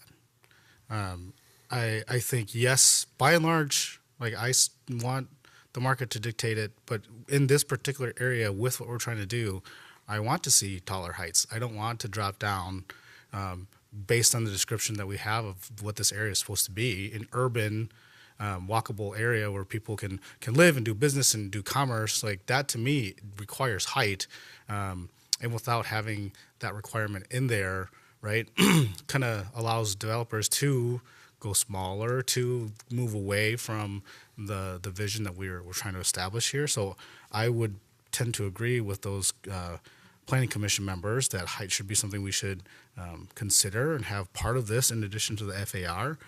So that we can continue to keep that continuity in the whole area, which is extremely different from the rest of Bloomington. The rest of Bloomington doesn't have anything like this and it feels like when you're in the area that it is different. It's a city within a city almost, and I think having that height ratio allows us to do that. Other thoughts, Council? Councilmember Nelson. Yeah, thank you, Mayor. Just two things quick to point out. I think all of those would have met the height requirements. They were all 6 stories. So they all would have met at least what was proposed by them. So it wouldn't have changed any of that. I personally would love to see more height. Frankly, I think there are factors outside of the control of this council that drive that. My understanding of reflections is it's owner occupied. I'm assuming that it has larger units than the other ones, which is helping with the density. So it isn't just the height, but it has to do with that. And my understanding is it's owner occupied based on the materials that they used, which then they had to use those materials. They had to build larger units that they could sell at a higher price point to recoup those costs. It's one of the reasons why it's very difficult to build small studio owner occupied situation, because it's just not financially, you got to have the money. Someone's got to buy a penthouse. You got to have some nice units in there, and those types of things. So I think the reason for those differences, it has nothing to do with our rules, in my opinion. And so I don't think that we need to add more rules to the height. I think we need to continue to do what we're doing in terms of legislation and advocating for rule changes that would allow for the development of condos. Because I guarantee if we could get that done, someone's going to build a taller building with condos in it in Bloomington. There's property for it, and if we could do that, that would be, in my mind, one of the highest and best things we could do for that South Loop district is add more owner occupied, add more investment. And I think that's going to drive a lot of the other things. That's going to drive a grocery store. That's going to drive other retail and things like that. So I think those two things. Thank you much. I would tend to agree. I think I would like to see more height, but if it made sense for Indigo to be 7 stories, it would have been 7 stories. If it made sense for those to be 10 stories, it would have been 10 stories. It made sense for them to be 6 stories, and I don't think that anything that we can do is necessarily going to change that. So I don't think a minimum height requirement would be appropriate here myself. Just my thought. We're good with that? Mayor, if I may. Kind of supporting staff's recommendation, we have met with developers and they have expressed that achieving that minimum height would be very difficult, especially in today's market, but also to impose it even in other, even better markets, it might be really difficult to impose that height requirement. And so the FAR gives them that ability to achieve taller heights and enough massing on a site to provide the unit density that we're expecting in the South Loop district. So I just wanted to throw that in there as well, is that we have, reached out to respective authorities on, that have operated in the Bloomington market, and that's the opinion they provided, and we thought that was worth considering in our recommendation. Good. I think we're in agreement then, right, Council? All right, onward. Great. Okay, so the last formal question, although we're still opening, or I want to open it up to additional comments if you have any, but the final prepared question we have is, does City Council want to provide any guidance for public spaces in the South Loop? This is getting at, again, as I mentioned before, staff has observed the public space, or not public space, I'm sorry, it's quasi-public space. It's very open, and those are at the corners, the northeast and southeast corners of Lindell Lane and 24th Avenue. Those are not the best performing public spaces in our professional opinion, because they're adjacent to a 10-lane road, a lot of noise and other impacts that come from that. They don't provide the most serene and engaging experience when you're in those open spaces. It's very hostile, and that's a word I would use. And then there's these channelized right turn lanes that are free rights, as sometimes they're referred to, which basically means a car can move unimpeded through an intersection, even though there might be a crosswalk. It's still, it's still a lot of a volume of traffic. It's really loud, and so that doesn't really add to the pleasantness of those public spaces. So we know that there are other opportunities for the development of public or open spaces in the city, in those gateway spaces that you would probably see at 24th Lindau if it was designed more appropriately. But there's other opportunities at 34th and American, and so if you have any guidance for those for that particular intersection, because that was identified in the South Loop District Plan as hosting one of those, being a gateway feature. But we want to improve upon what was created at 24th and Lindau. So if you have any, if you disagree with staff, I'm happy to take that as well, if you actually really like those spaces.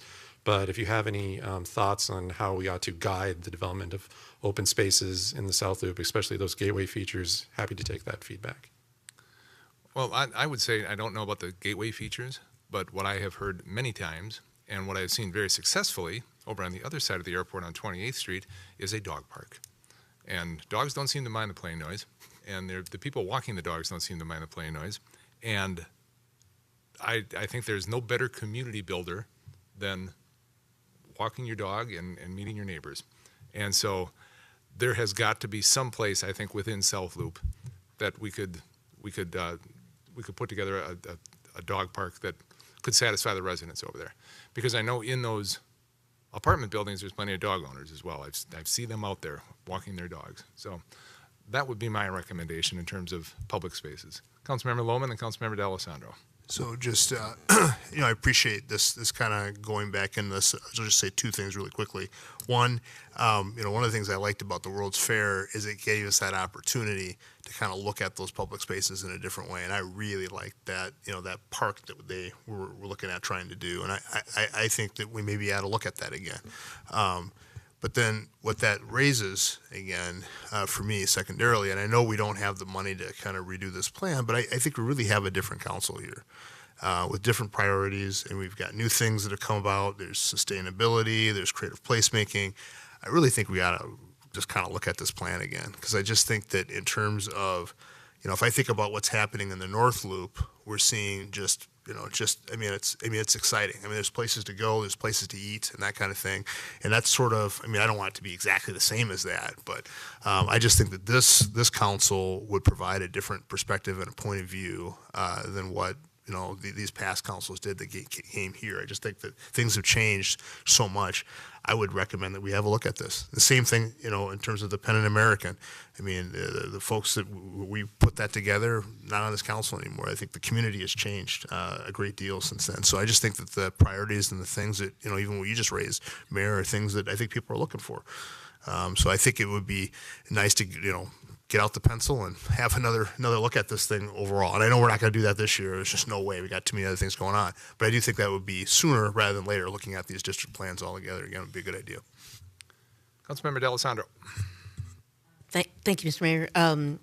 So a couple of things there. I think, one, I think I agree, generally speaking, that improving upon the accessibility of these spaces is really important. So if we're going to do public space development, getting to and from it is really important. You can't really have one without the other. So I'm glad that the Parks and Rec folks and creative placemaking folks are involved in that.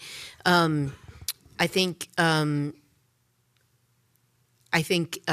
love the idea of a dog park. I was frankly surprised to hear them say that the runway approach can't support anything called assembly when on the north side they do it all the time. And so I would push back on that if I was you and say, like, I hear you, but I'm not sure you're saying what you think you're saying, right? Because if you go to that side, right, and you go to that dog area, maybe assembly needs to be a collection of enough people that it qualifies as an assembly, and so I don't know if 19 people and their dogs qualifies. So that may be the reason they get away with it. I don't know. But I would just try to understand that. I've forgotten what they told us when we did the tour recently about that space, but the bus driver on the tour that we were on mentioned something specifically about that area and how sad people would be if it went away because they developed it and everything like that. So I love the idea of the runway area being a dog park. I just think you could solve for it a million ways with small, easy things to move, whatever. I think it's just the perfect spot for that. I also think that's true of Park Avenue all the way up underneath the utility lines, but that's another whole conversation. So I think when we have those areas, turning them into those kinds of things makes a lot of sense, and I would encourage us to look at ways around that, even if it's just a portion of it or something to that effect. So I definitely like that idea, but I agree with the mayor. I sit at the backstory of the coffee shop, and I watch every morning, and I watch the dog parade, and it is so much fun, but they're taking them over to Bloomington Central Station, which is not what we want them to have for a dog exercise area, right? And so I think that solving for that would be great, and I think it is a fantastic way of assembling, much like the community garden is. But the question I would ask is how many people who live in Indigo get all the way to that community garden and back again on foot? I don't know. If they can't do it safely or successfully or they don't feel comfortable, that's a problem space that I think we can solve for. So those are my thoughts on public spaces. Thanks, Mr. Mayor. Councilmember Mua. Thank you, Mayor. When it comes to public space, the one thing I absolutely want to make sure we do is have a playground. I think the original thought of the South Loop was that it's going to be mainly young professionals, but as we found out, a lot of families are moving there, and I don't think it has to be a traditional grass, green space playground that we normally have throughout the city. I think to fit this, it makes sense to have an urban playground where we're using different materials, but it's still a playground that supports the children and the families that live in that area. And it's the only area right now that doesn't have a playground that is accessible and within walking distance like the rest of Bloomington has, right? What's the stat? Most 90% of Bloomington residents are within 6 blocks of a park, a playground. and that area just is not. So that's the one thing I would like to see for public space in the South Loop is where can we put a playground that A, makes sense for the location, and then B, fits the general feel of the area creatively to give that space there. So that's one thing I would definitely want to see.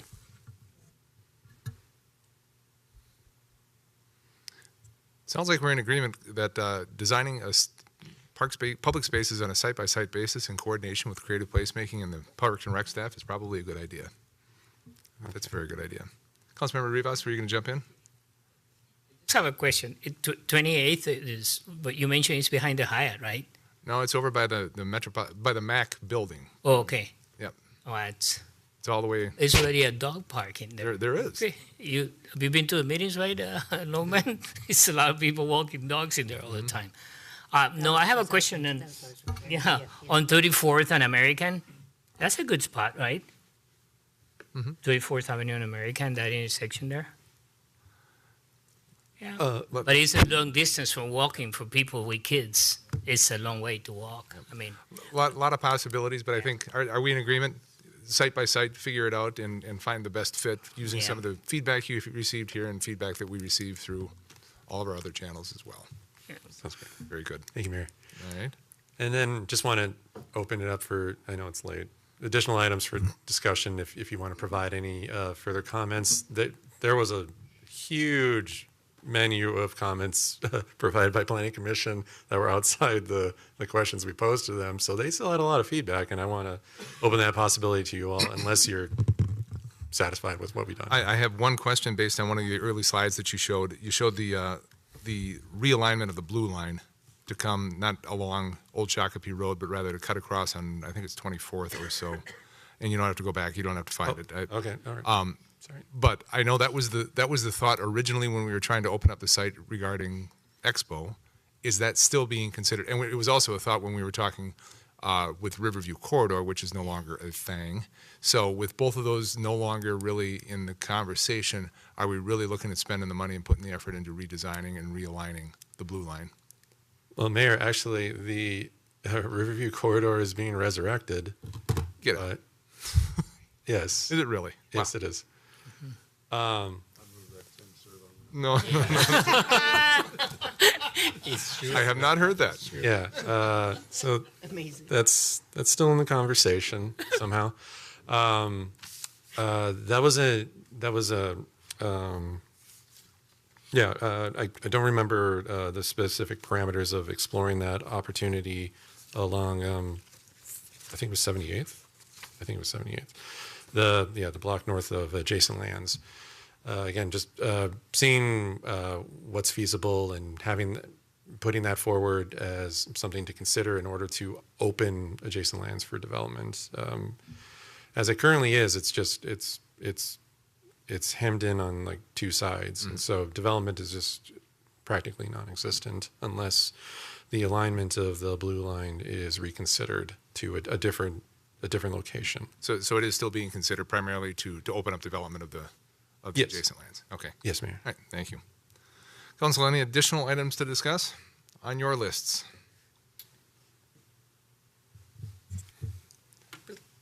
Councilmember D'Alessandro. Really quickly, Mr. Mayor, just to be, because I feel like I came across as obstinate or obtuse earlier, just to be clear on my comment earlier about the zoning stuff, I want to just be clear. What I'm saying is I don't necessarily disagree that we should open up the flexibility. I guess what I'm saying is I'm surprised that we need to give them that direction because I don't feel like we need to. I feel like that's something that planning commission and planning departments do all the time, and I was surprised to hear that we were being asked what, in my opinion, is such an obvious question. That's all. And so apologies for sounding obtuse.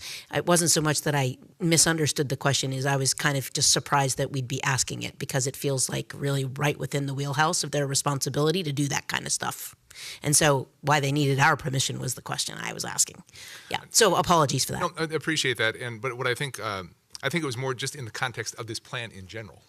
It was just in the context of the plan, not necessarily with the council, with the planning commission, but in the context of the plan. So it's all good. We good? You got some feedback that you can work with? Yes, Mayor. Thank you very much. Very Really good. appreciate it. Have a good night.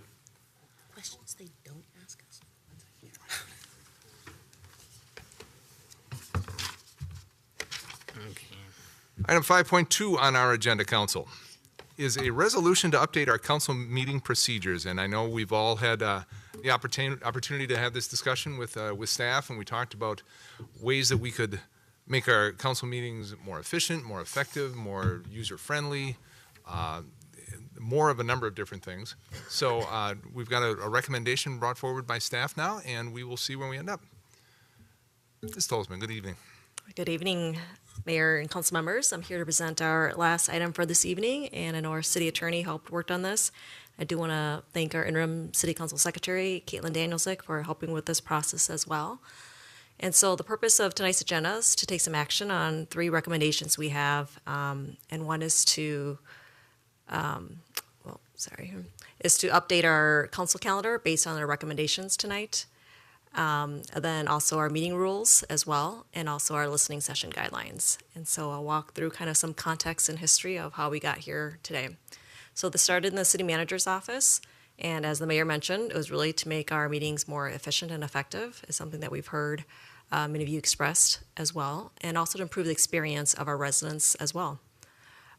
We worked with an organizational efficiency consultant, and they met with each one of you. They did not identify you by name at all, but we collected your feedback. We met with staff. We met with feedback that we've been hearing from community, and we have some suggestions on how we can make some improvements and address some of the pinch points, some waste, and some areas where we think would make our council meetings more effective.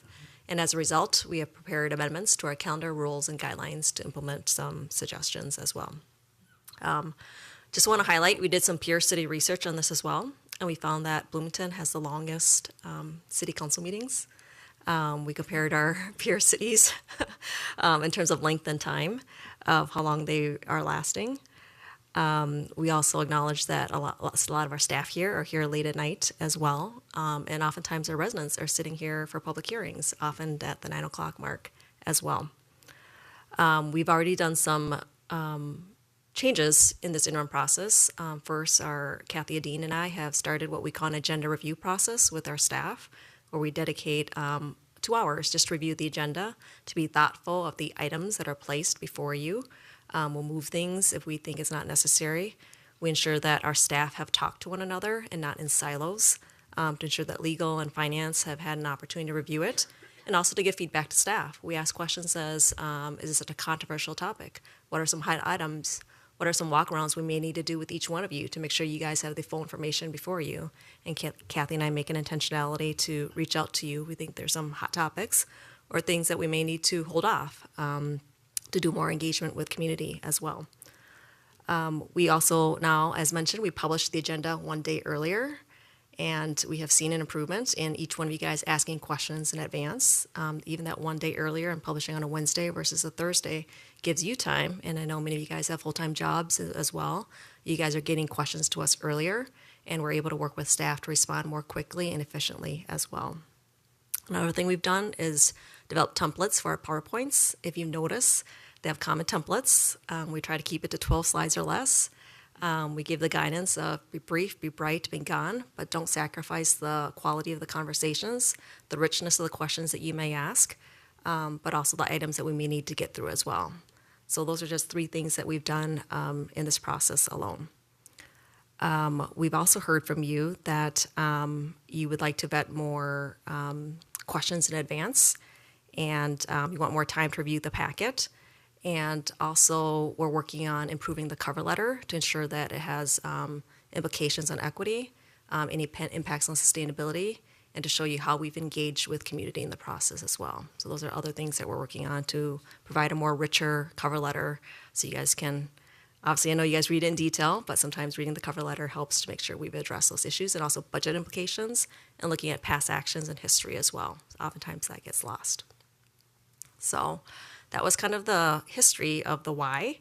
And as a result, we're recommending that we move our city council meetings to 3 times a month. March is unique in that we already have 3 regular council meetings, so we're proposing this change would start in April. 2 of those meetings would be regular business meetings, as we do here in the council chambers. The 3rd one would be called, it'd be a regular meeting, but it'd be a study session, and it'd be in a conference room that allows more of a conversational at your level for city staff. And then we would have timelines from 6:30 to 9 with an extension to extend up to 10 o'clock. We are reducing the minutes per speaker at public hearings from 5 minutes down to 3. And we're also going to have a more intentional review of proclamations during our meetings. We can do proclamations in the community. We have people pick up proclamations. It's not limiting the proclamations we do. There's just opportunities for us to do it out in the community versus here at City Council every evening. In terms of listening sessions, we are now recommending that they occur prior to the study meetings once a month. Pre-registration will be recommended. Keeping the 5-minute time slots we are now extending it from 5:30 to 6:15, so it actually allows 8 spots for folks to have listening or to attend listening session, and it would be at a conference room here at Civic Plaza. There was overwhelming feedback to not just do those listening sessions, but to add alternatives and additions as well. So, for example, having mayor or city council office hours. I know some of you guys can't do that during the day given your jobs, but some of you guys might be able to, or alternate or take turns. There was recommendations to have you guys table at city and community events. Have a table, like ask a city council member, talk to your elected official. Also, you guys could have coffee meetings, as in, I know many of you guys meet with residents informally, but this could be more a formal setting where it's out in your district as well. Then there were comments around town halls where people appreciated the town hall's approach that you guys have done in the past as well. So I just want to emphasize, while we're moving listening sessions to once a month and expanding the time, there was strong consensus that there are definitely additional alternatives and access points as well. And so, again, one of the actions is to change our calendar, and this is what was included in your packet of what we are recommending. It will be, our study sessions will be recorded and live stream. I do want to emphasize that we are, transparency and accountability to the public is really important. And so with that said, this is our request for council action this evening. Well, thank you. So council, we've been having the formal and informal conversations about how to streamline this, how to do a better job, how we could better serve the public, how we can better serve our staff, how we can just run better meetings. And this was kind of the outcome of that conversation and some of the feedback that we've received from all of us. Thoughts, comments, ideas? Councilmember Lohman. Thank you, Mayor. I know staff did a wonderful job and worked hard to put this together. And I will admit, you did a fantastic job with your presentation tonight, because I came in here not wanting to support this at all. But you know, one of the things I do think it's a good idea is supporting this idea of a study session. I think that's really important, having that study session that's separate, just so that our public can see that we're studying and it's not, you know, it's a different period of time. And I do think the end time is important as well, having an end time on our meetings that's reasonable, because when people then come here to be with us, they've got to have some expectation that's reasonable in terms of, you know, when this meeting's going to be over, especially when you compare that to our other peer cities. Certainly we have a lot more going on, and we handle a lot more stuff at our level, and not just handling the policy part. So then moving on to the other part here. When we originally, Mayor, and you'll remember this, I was totally opposed to going to 5 minutes because I thought that one day we'd get back to going to 3 minutes because, and I wouldn't want to be in the position of having to switch from 5 minutes down to 3 minutes, because that just has the connotation of providing less deliberation. And so that part of it, I cannot support that change from 5 to 3, even though before I was totally in favor of 3, but now we're at 5. I don't want to make that movement back to 3. I just think that is just going in the wrong direction in terms of what our core values are. We say there, pre-registration also. I just don't like that idea. I mean, as a council member, I like knowing everything ahead of time, but having that requirement, and I know what I heard you say here was, encourage that, and I'm more open to that idea than having it as a requirement, especially for only meeting, which is kind of my last thing. Reducing 50% of our listening sessions. I don't care how you kind of wrap that up, unless we have a secondary kind of thing to put in place of those other, 50%. I know it's only 24 going down to 12. I am vehemently opposed to that. I just, unless we have something concretely in place for those other 12 that will be missed. And I got to admit, I had a hard time making that, so I'm totally in favor of trying to do something new. But I think before we make that reduction, we've got to have something in place. And I fill in that other times. But other than that, the meetings feel a lot better now. We're normally getting down, around 9 or 10 each night. I think that's a very doable thing, and I think we're moving in the right direction. So I want to be supportive of this, but those are the things that I'm most concerned about when I do this, because it's all around the idea of how are we open to people, allowing people who have differing points of view to be able to participate, especially when they don't agree with us. And I'm just very nervous about going from 5 to 3. That gives them less time to talk with us. Pre-registration, only one time a month. And eliminating 50% of our listening time it just doesn't sit right with me. So on those 3 items, I'd like to hear something, but where it stands today, I can't support it as written. So, other thoughts, Council? Councilmember D'Alessandro. Thank you, Mr. Mayor. I had a similar concern about, I think I sent a note earlier today about it, maybe it was yesterday, about the idea of reducing the number of listening sessions we have in alignment with the overall piece, just because I think we set the precedent that we make ourselves accessible at that time, and then we're not there. So I don't know if there's a compromise there to offer that a portion of the council is available for 30 minutes prior to our 6:30 meeting the other nights, or something to that effect, if we can come up with something. But I think it might be worth our while to think through how we continue to maintain that. Now, I say that, and I know that tonight we didn't have anybody show up for that meeting. So, I also understand that, making ourselves accessible, if people aren't going to take advantage of it, is a thing as well. And I do realize that as we are all, part-time stipend staff here as well, we're not necessarily, we have to go get paid and get in real jobs and everything like that too. We have families and things like that to support. So, I don't want to overburden the council, but I also do want to make sure that we're showing a regular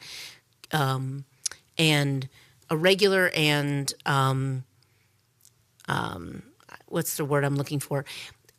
I want it to be a reasonable effort, meaning it's not performative in nature. It's not like I was here for 5 minutes and you didn't show up, so I left, kind of thing. I want it to be substantial enough that people feel like they can be heard if they need to be heard. And I think 8 people a night is great, and so I'm for that whole thing. So getting town halls, getting something else on the books on a regular is something I also would be in agreement with. Or holding an office hour or something like that over and above, where there's another, 30 minutes per week where somebody can talk to a council member. Beyond that, though, I think the 5 minute to 3 minute thing, to me, just in my experience with what we've done today, I think we see about 50% of the time people are prepared to talk for 5 minutes, and 50% of the time they stop early or so. And so, to me, I don't have the same history of it ever having been, 3 minutes to 5 minutes to 3 minutes. I get the problem there. I would be open to leaving it at 5 minutes and maybe doing that as another, potential efficiency gain in a future time frame as we, continue to iterate on this. It doesn't have to be the thing that we do first, in my opinion. Thanks. Councilmember Carter. Thank you, Mayor. So, thank you for all of the changes you've already implemented, and I appreciate doing this work to put recommendations in front of us to continue to increase our effectiveness. So related to the study sessions, I'm in favor of the changes, although I do think we should allow some flexibility if people don't pre-register. So I think, of course, if people pre-register, how we do it now, if people pre-register, they get priority, but then if people show up and we have time, I think that we should listen to them. I am also fine with one a month. I like the idea of maybe having office hours, but doing them before the council meetings. So in place of the study sessions, kind of to what you were saying. So maybe half of us are there one Monday for 30 minutes and half of us are there before the other council meeting for 30 minutes, and can just do one-on-one conversations with folks. And, I think that is probably the most feasible thing to do, considering I think most of us all work full-time. So it's a little bit challenging to, make time during the workday on a consistent basis. I'm fine with going down to 3 minutes, at least trying that for a while. And I think that was most of the things that I had to say. Yeah. Oh, one question I did have, because I think this was talked about when we were interviewed. Are we going to change the format of the meeting, so putting public hearings up front? Mayor and Councilmember Carter, we decided to keep the agenda format the same and consistent because it allows us to, because of the fact that we're being more mindful of proclamations. We appreciate the introductions of new employees, our consent agenda items, because we're vetting things a bit more advanced and getting questions out. We're not seeing things as polled as much. Or if we are, we know the conversations is a bit more efficient. And so at this time, we're recommending just keeping the order for right now. Okay. Well, if it does come up again, I would be in favor of putting public hearings at the beginning of the agenda, just so that when people come to the council chambers, they aren't sitting around for hours waiting for us to get through those agenda items. Thank you. Councilmember Nelson and Councilmember Moore. Councilmember Nelson. Yeah, thank you, Mayor. I got a couple of quick comments, but thank you for working on this, because I know it's something that I think we've all brought up, and I actually kind of like what you did there, that when I brought it up originally, I was like, well, let's just do it every Monday so we don't stay as late. But I think you went above and beyond that and said, how do we streamline the meetings so you don't have to stay as late but still have the same number of meetings? So I appreciate that thought process.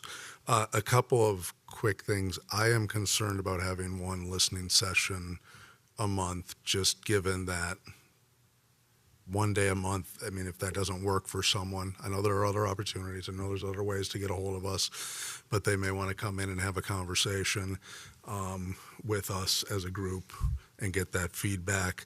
The other thing that I don't see addressed in this, and it came up at our last meeting, but it's come up before, is whether or not you can speak to an agenda item.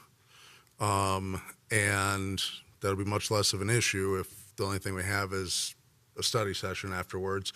But, they may want to come and bring feedback to say, hey, you're going to be talking about whatever we're talking about in the study session, and provide some feedback to us. So I'd like to just get clarity on that. If they could bring that to us along those lines, I think it would be helpful to publicly publish at least what we know of the agenda coming up, with the caveat that obviously things may shift around, especially development plans and things. But so if somebody wanted to come to a listening session to talk about something that's going to be on our agenda but not have a public hearing a week later, that they would have that opportunity. Again, they have other opportunities to do that, but sometimes they just feel better talking to all 7 of us at the same time, or 8, 10 of us at the same time. And then the last thing that I want to bring up is, and it was not, I don't think, part of the request or even part of the conversation, but I would like to have a conversation about our budgeting process, because I think it may make sense as we get into that budgeting process to add, at least for certain months, an additional study session, just budget related. And I would like to find a way to allow for public input during that process. I think one of the things that we heard very clearly from people is they're a little frustrated to come to the last meeting and give their public comment, and we very much appreciate their feedback.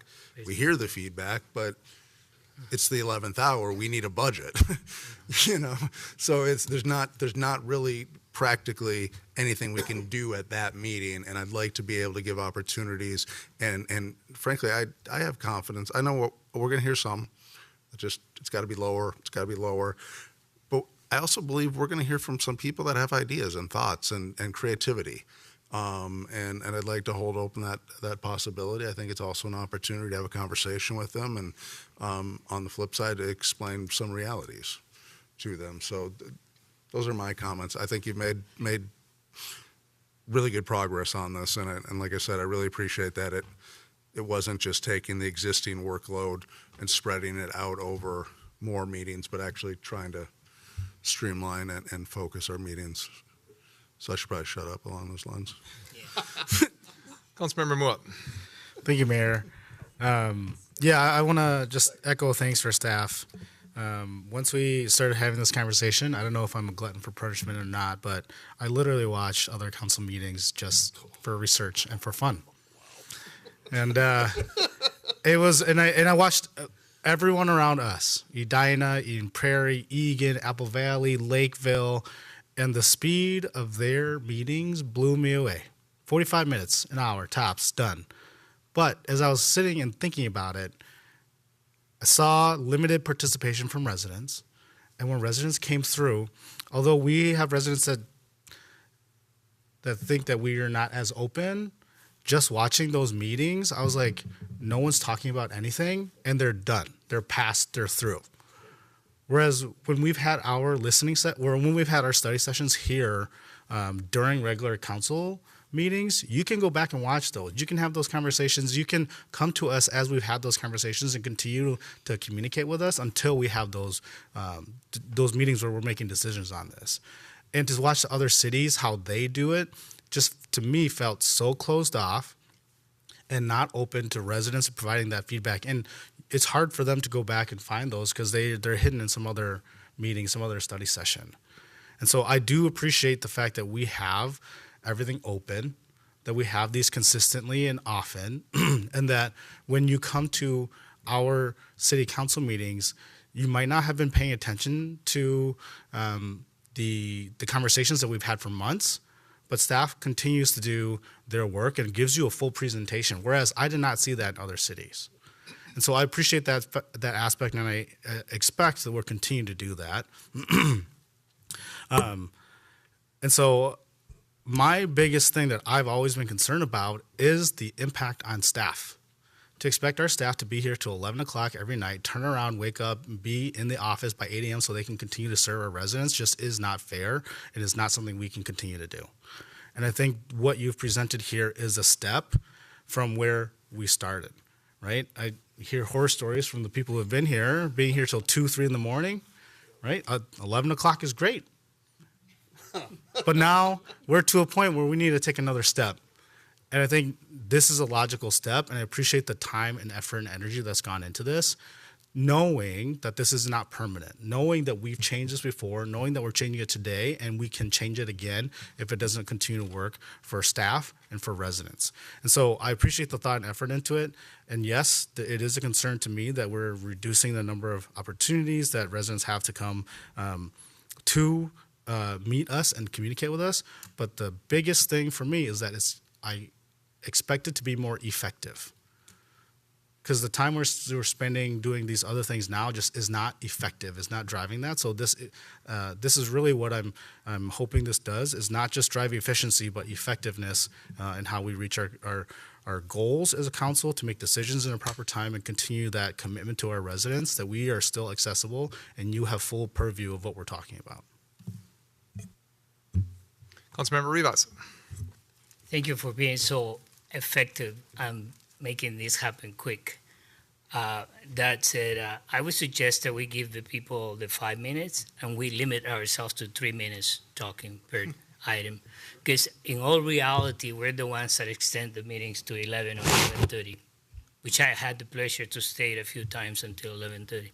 I would suggest we refrain ourselves from talking so much. That's my suggestion.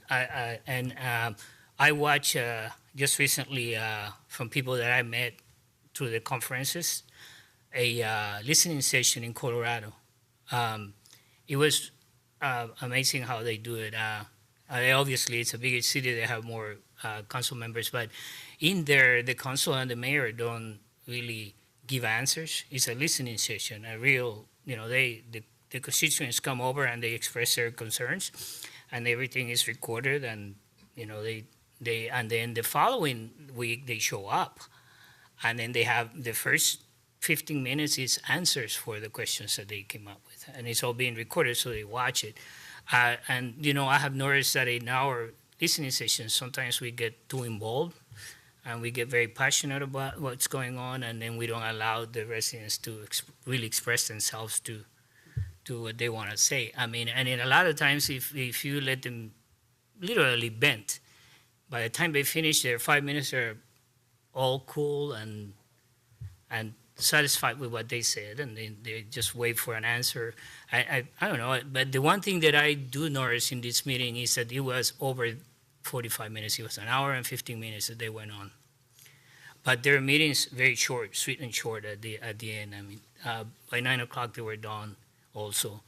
I don't know to what extent they share everything that you mentioned, Sal, but I think if we limit ourselves to speak less, we'll make it work, in my opinion. Thank you. But thank you so much, because everything is happening really quick. I appreciate it.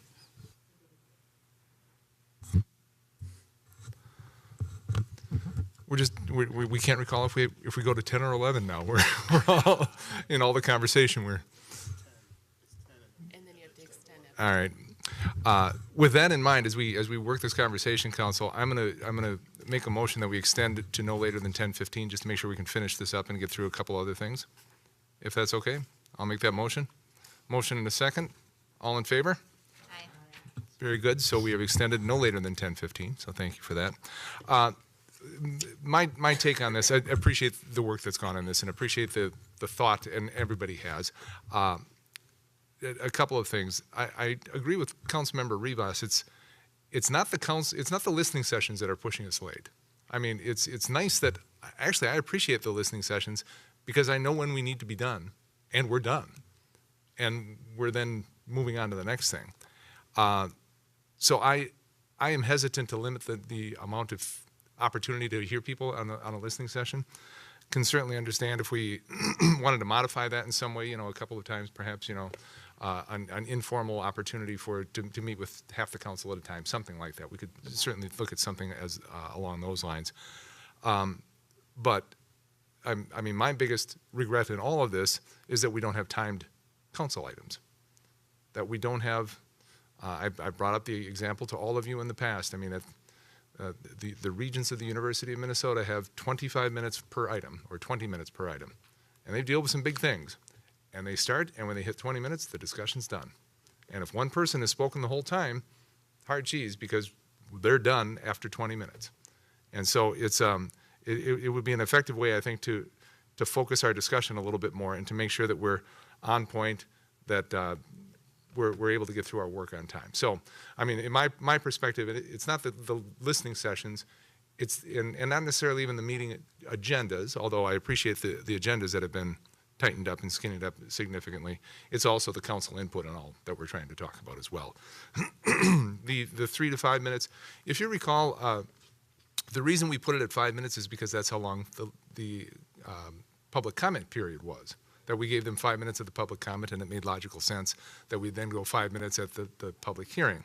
I think, Councilmember D'Alessandro, you're exactly right. I think half and half maybe are done by, half are done within 3 minutes. I do think 3 minutes for a public hearing is probably enough, and it probably puts us more in line with all of our peer cities around here also. I don't think anybody else goes 5 minutes.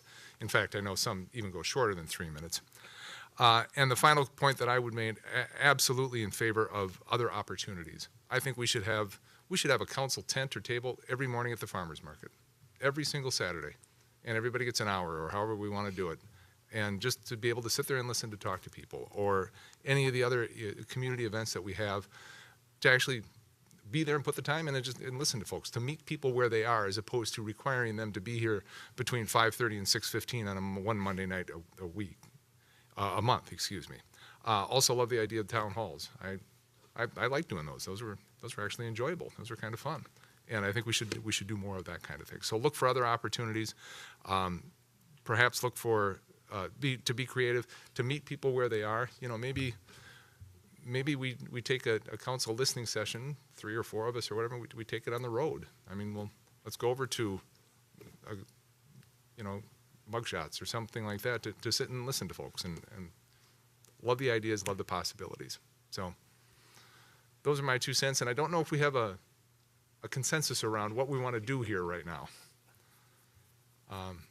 Councilmember Lohman, thoughts? Well, I mean, I think I hear the support around the meeting time frames of having 3 meetings. Mm-hmm. So I'm definitely hearing that.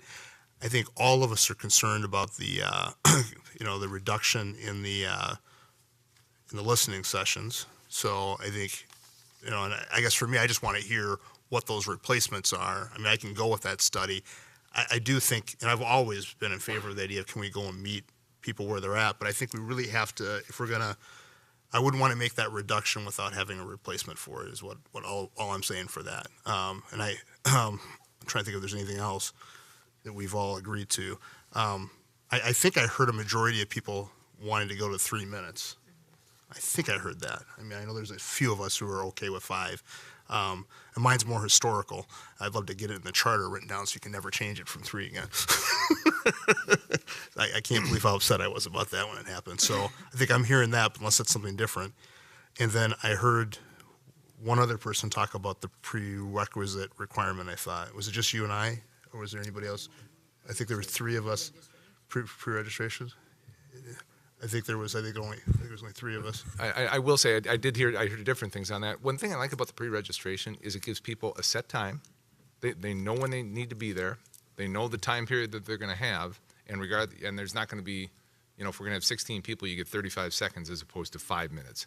To pre-register, we've got 8 slots. You get 5 minutes. You know what time you're supposed to be there and what time you can leave. So, well, maybe you're going to ask this question. Go ahead, yeah. Well, I was going to say, I like the idea. I like pre-registration. And if it's full, it's full. I mean, that encourages people to pre-register, right? But if we have 3 people pre-register, Yes. and we have 5 people who come who didn't register, I mean, I would expect that we would make time for them. I would agree with that. Yeah. Yes. I would agree with that. Okay, yeah, so that's basically what and then my other issue with that was that we didn't have any other opportunities that were presented tonight, and so I guess my thing is, I mean, I could live with it, if we can concretely say what those other 12 opportunities are. And I mean, I'd go with the office hour thing, that Councilmember Carter has put forward, as a placeholder for tonight. If that's something we could do, I don't want to go out of here with 12. It just doesn't feel right. Yeah, Mr. Mayor and council members, I can make a recommendation. Please. Based on what I heard. So, 1, we could go back to just listening sessions, regular time, 5:45 to 6:15 on our 2 regular city council meetings. During study sessions, we can offer optional office hours. You want to meet with the mayor, you want to meet with the individual council member, we can collect that information in advance and offer, some opportunities for folks to meet with individually with their elected official during that. So that would keep the listening sessions as is during the 2 regular council meetings, optional office hours before study sessions. Pre-registration is encouraged but not required. We can keep that. I'm hearing mixed on the 5 to 3 minutes, so need to decide on that. And then relooking at speaking to an agenda item that Councilmember Nelson raised, and I know I talked to the city attorney about this. My understanding about that guideline was just not to utilize listening sessions to replace public comment, was the intent of that. Public hearings. Public hearings, Public sorry. hearings, Public yes. hearings, correct. Yep. Sorry. I mean, from my perspective, I could live with the 2 listening sessions before our regular meetings, and then a little bit more flexibility before the study sessions, as we could do that. I mean, that it doesn't match 1 for 1 the taking it out, but it gives it could. I mean, there are possibilities. Yeah, I think the doing it before the regular meetings does, but I get what staff is trying to do with trying to go with having it on the study meetings and getting it off, because that avoids the whole conflict. But my thing is just, so maybe and I'm open to the idea of just maybe one of the other regular meetings, it's just office hours too. I mean, I'm totally, but I just want to make sure we're having at least the the bare minimum of what we have today, which is, and yes, technically we have more than, but I think 2 times a month is enough. I mean, because technically if we meet 3 times a month, it's more than that. So I didn't want to harp on that, that detail. Councilmember D'Alessandro? Thank you, Mr. Mayor. The other option that we have, and this doesn't necessarily be written into the rules per se, is that because it's a study session, if somebody wanted to meet with one of their council members during that time, we could always step out. I mean, there's no reason that one of us can't step out. We still have more than quorum and everything. So if there was a 15-minute, somebody wanted to come say, hey, I work late, or I'm not able to get there before 7:30 or something like that, I'm at this study session, come see me. I mean, we could do that. I'm not saying we have to do that, nor do we need to write it down, but it is an option for people. It could be an option for anybody anyway today, for that matter. But anyway, I put that out there as a thing. I would say I'm fine with 3 minutes. I think that was the open question. And I'm fine with the 2-minute, the listening sessions before our public meetings. I guess the only comment I would make is I think that if people do want to come talk to us if people want to come talk to us about items that are on a study session item, I think they should have the opportunity. I think this goes back to kind of what I was saying a couple of meetings ago, which is that I don't love that we have our truth and taxation hearing as the first place where people make public comment about our budget process, right? And so, to the extent that we can, as we're studying an item, we give people the opportunity for public input, I think that that's great. So I don't know if that's public comment periods during study sessions, or if that's the listening, having some time before study session where, in addition to anything else they want to talk about, they can comment on the study item, whatever that is. Yep. Thanks. And I think that goes to Councilmember Nelson's point about during the budget process, how do we engage, how do we get more feedback and active back and forth with the public? So, as the clock continues to tick here, thumbs up or thumbs down, 3 to 5 minutes. Let's settle that one first. I'm good with 3 minutes personally on a public hearing. I'm seeing 3 thumbs, so we want to stay with 5 minutes for the public hearings? Did I see a 4th? Sure. We have an enthusiastic sure by Councilmember Mua. All right, if we're clear on that, and if we're good with that, if we could do that in that way. And then for the listening sessions. Mayor, didn't we say that we were going to limit ourselves to 3 minutes and then have the public testify instead? Thank you very much. I don't hate it. Thoughts on the listening sessions before the regular meetings and then office hours before a study session? People good with that? Good with that? Sean, you're half and half, Councilmember Nelson? Quickly, we got to run. I think people come to the listening session to talk to the entire council. If they want to meet with us, they just contact us. And I have coffee with people on a regular basis, and I find a time to meet with them. I don't know that we need to have an office hour scheduled. They can just schedule it individually. Okay. All right. So, but are we fine then with the listening sessions before each of the regular council meetings then, those 2 times? All right. What else is unresolved? Pre-registration, I think Councilmember Carter had it right. We'd prefer pre-registration. They will get priority, but if we have 4 slots, 2 people show up, we're not going to turn somebody away because they haven't pre-registered. They'll get slot number 3 and slot number 4. So, just a point of clarification, Mr. Mayor. Sometimes when we only have we have 30 minutes, and we only have 3 people. We give them like 7 minutes each or whatever. Are we going to say 5 minutes tops for everybody? I think 5 minutes tops for everybody to make it nice and equal. Just checking on that. Nice and equal. Yep. Anything else? I think it was just to revisit speaking on an agenda item. Yes. Mayor, members, that's correct. It's the preserving of the public comment period for public hearings. Or excuse me, I mixed up my words. A public hearing testimony to keep the record. You all remember the information about Yes. what you can consider. So how about you can comment on study items during the listening session? I heard that. I was always under. I thought the way we were going with that, and before we were kind of, we changed a little bit. Unless there's a public hearing, I think people could talk on it. Yeah. I mean, if there's an item that doesn't necessarily have a public input piece to it, for example, our discussion tonight on the South Loop Development Plan, if there's not a public input piece to that's fair game during a listening session. But if there was a public hearing, that's a no-no. Fair enough? So I think that's correct, although I do think, Mr. Mayor, that there was some confusion about that. So I think the clarification makes sense. So what we're basically saying is if it's not in Section 4, feel free to talk about it. I think that's fair. Yep. Everybody comfortable with that? And you're right, it gives an opportunity to clarify, and it gives people an opportunity to talk on things. We clear on that now? Yep. Is there anything else outstanding? Why don't we bring it back next week so we can have everybody has a chance to read it and talk about or think about this a little bit, and we can vote on it then. So, 17th, excuse me. So, Mayor, Councilmember? just point of clarification. Our rules of order do go to 11, so I apologize. I was just trying to rush us along. Thought that was the case. Mayor members, my bad. I was rushing to get you thought an that was the answer. I case. can't keep it all straight. Aspirational. I thought that I was confused by the whole time I conversation. thought it was so. still till 11 myself. Yeah. We're good. We're all good then. The new one.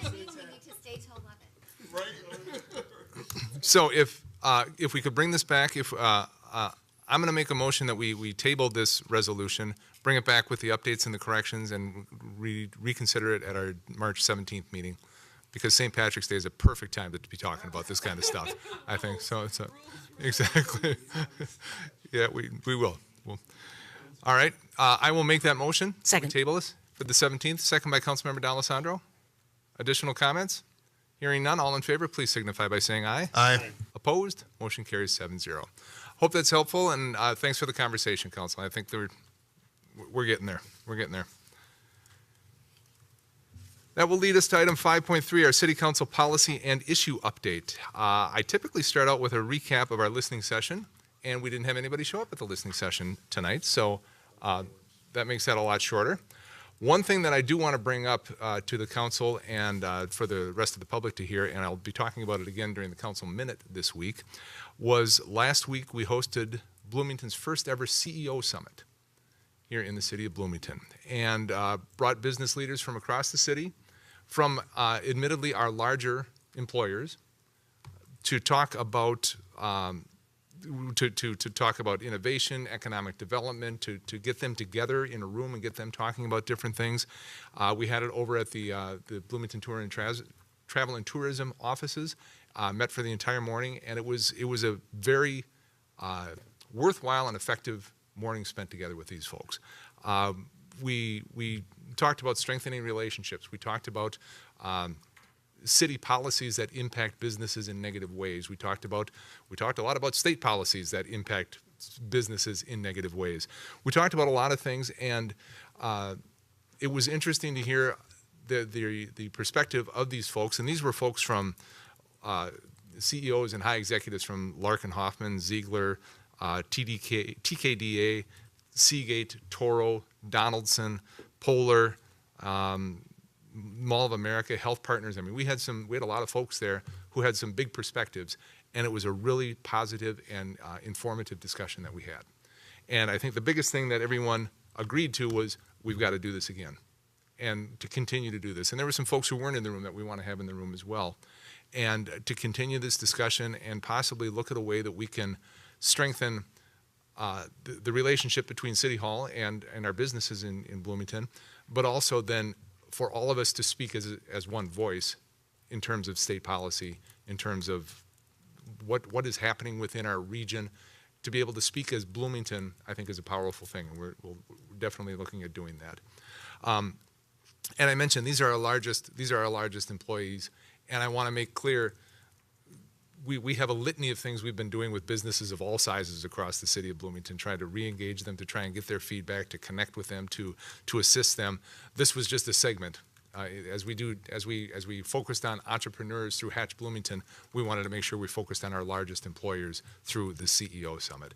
There are other opportunities throughout the year, throughout the menu of things that we do as a city, where we're working with our different businesses in terms of size, in terms of location, in terms of industry that they're in. This just happens to be our largest employers. And it was, as I said, a very effective and interesting conversation. And so we're going to continue it. Wanted to give you the update. I'll do it much more eloquently, I promise, in my in the council minutes this week. But it was definitely a worthwhile time spent. And we got some very good feedback from the CEOs as well. Questions on that? Councilmember? Just one quick comment. I appreciate your leadership on that and doing that. As you noted, we have tremendously expanded our outreach to our small business community, whether they're entrepreneur, startup, whether they're looking to do the next growth, all of those things and how we work with them. We had a whole presentation on that of where we were just a few years ago to now. But I do think it was recognized by many, and you took the leadership on that we weren't doing enough with our large employers. And so this is not, from my mind, it's not exclusionary. I don't think you have to even worry about that. This is inclusion of all businesses, and this is the one thing that makes sense for how, they don't need a Hatch grant. No. Maybe a CHIPS grant here or there, yes. but not a Hatch grant. So, it's just, what is the right thing for the audience, and this is absolutely the right thing. And I just think the power of them being in a room together and being able to kind of come together on direction and inform our legislative policies and things like that is going to be tremendously beneficial for the community. Thank you, Councilmember. I appreciate that. And one of the driving things with this whole discussion when we were planning it is that unless these folks have a reason to be together, they don't necessarily know each other. And I heard from one of the CEOs that even after that, he's got like a half dozen one-on-ones with these folks already lined up. And it's that kind of just the building relationships. I'm going to use the example, the time you want to, the first time you speak to a reporter isn't when there's a dumpster on fire behind you. It's when when you've got an opportunity to develop that relationship. The first time that those folks get together and meet each other shouldn't be in a time of crisis, or the time when we all get together as a group or with the city shouldn't be in a time of crisis. And so we were looking for an opportunity to develop those relationships ahead of time. Yeah, time well spent. Kathy. We're going to pass. Council, do we have anything? Councilmember Lohman and then Councilmember D'Alessandro. I'll try to go quick. Just so you know, for the Hatch judge thing, you're not going to do it. Somebody else wants to do it. I'm certainly willing to do that. I've got too many other things on my plate. So if another council member wants to do that, they can take that. I got a letter in the mail here about our big. And their question is around, and I'll ask the staff maybe respond to this, but the bathroom situation over there, their understanding is it's somehow predatory to kids. And I just want to be sure that we respond that it isn't that way in terms of how we're saying. I don't understand how, but I'll let staff respond to that. Is this a signed letter with somebody we can contact? Yep. I will trust staff to respond appropriately. Yep. But I want to just make sure that because I went over there and I saw the plans. I did not see anything to that, and I'm just using the word predatory, but to young people, but to just summarize what they're saying. But I didn't see anything like that, so I'll ask the staff to respond to that. And then the last thing that I had is I wanted staff just to comment on the P card process for our council. If you could just give a quick update about that and where that's at. Yeah, Mr. Mayor, Councilmember Lohman, is my understanding that the previous city manager had conversations with each council member other than the mayor to collect P cards back from each individual council member, primarily one. It wasn't being utilized that much. Two, if it was being utilized primarily for consequences, it just took some time to chase down receipts and get it reconciled in a timely manner that we needed to get for finance. And so I actually collected 2 tonight from Councilmember Carter and Councilmember Mua. I think I have 1 more to collect, but that is the recommendation, is just to get P cards back from elected officials. We can definitely revisit this if it's not working or not preferred, But that was the process that was happening with the previous city manager. I appreciate you because there's some confusion around that. Yeah, I'll just say one last thing. I just hope that we can now, as we're moving forward, tighten up the process by which to get paid. I, as a council member, as a part of this process, it took a year for me to get paid for one of my things. So I'm just hoping we can tighten that process up and that we're transparent and we're being equitable among all council members. Thank you, Councilmember. Councilmember D'Alessandro. Mr. Mayor, I was going to give you the opportunity to talk about the state of the city. State of the city coming Since up. if we wait until the 17th, we won't give people a lot of time to plan to be there. That is correct. State of the city is March 21st, Radisson Blue, 11 to 1. You are all, of course, invited. We'd love to see everybody there. And extend the invitation to your networks far and wide. We want as many people there as possible. I think we're in the big room at Radisson Blue, so I want to make sure that we fill it up and make it worthwhile. If you haven't, for folks who haven't been or who don't know, State of the City is a great opportunity to hear what's going on within the city, to recognize some outstanding people in the community. Actually, the theme this year is the best of Bloomington, and we're going to focus on residents, city employees, students, businesses, the people who represent the best of Bloomington, and we are going to focus on them.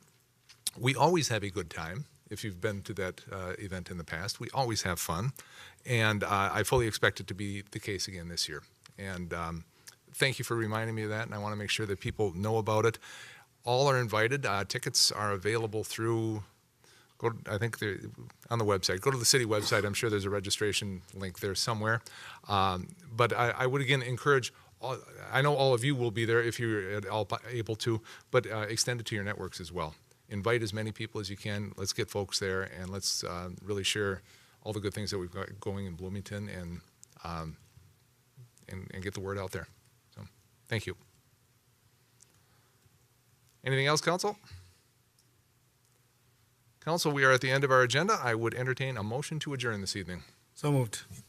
Second. Motion by Councilmember Mua, second by Councilmember Carter to adjourn this evening. No further council discussion. All those in favor, please signify by saying aye. Aye. Opposed? Motion carries 7-0. Council, thanks for the discussion tonight. Well done. Staff, thank you all, and thank you to everybody who watched and participated at home. Have a great rest of your week. Enjoy your Tuesday.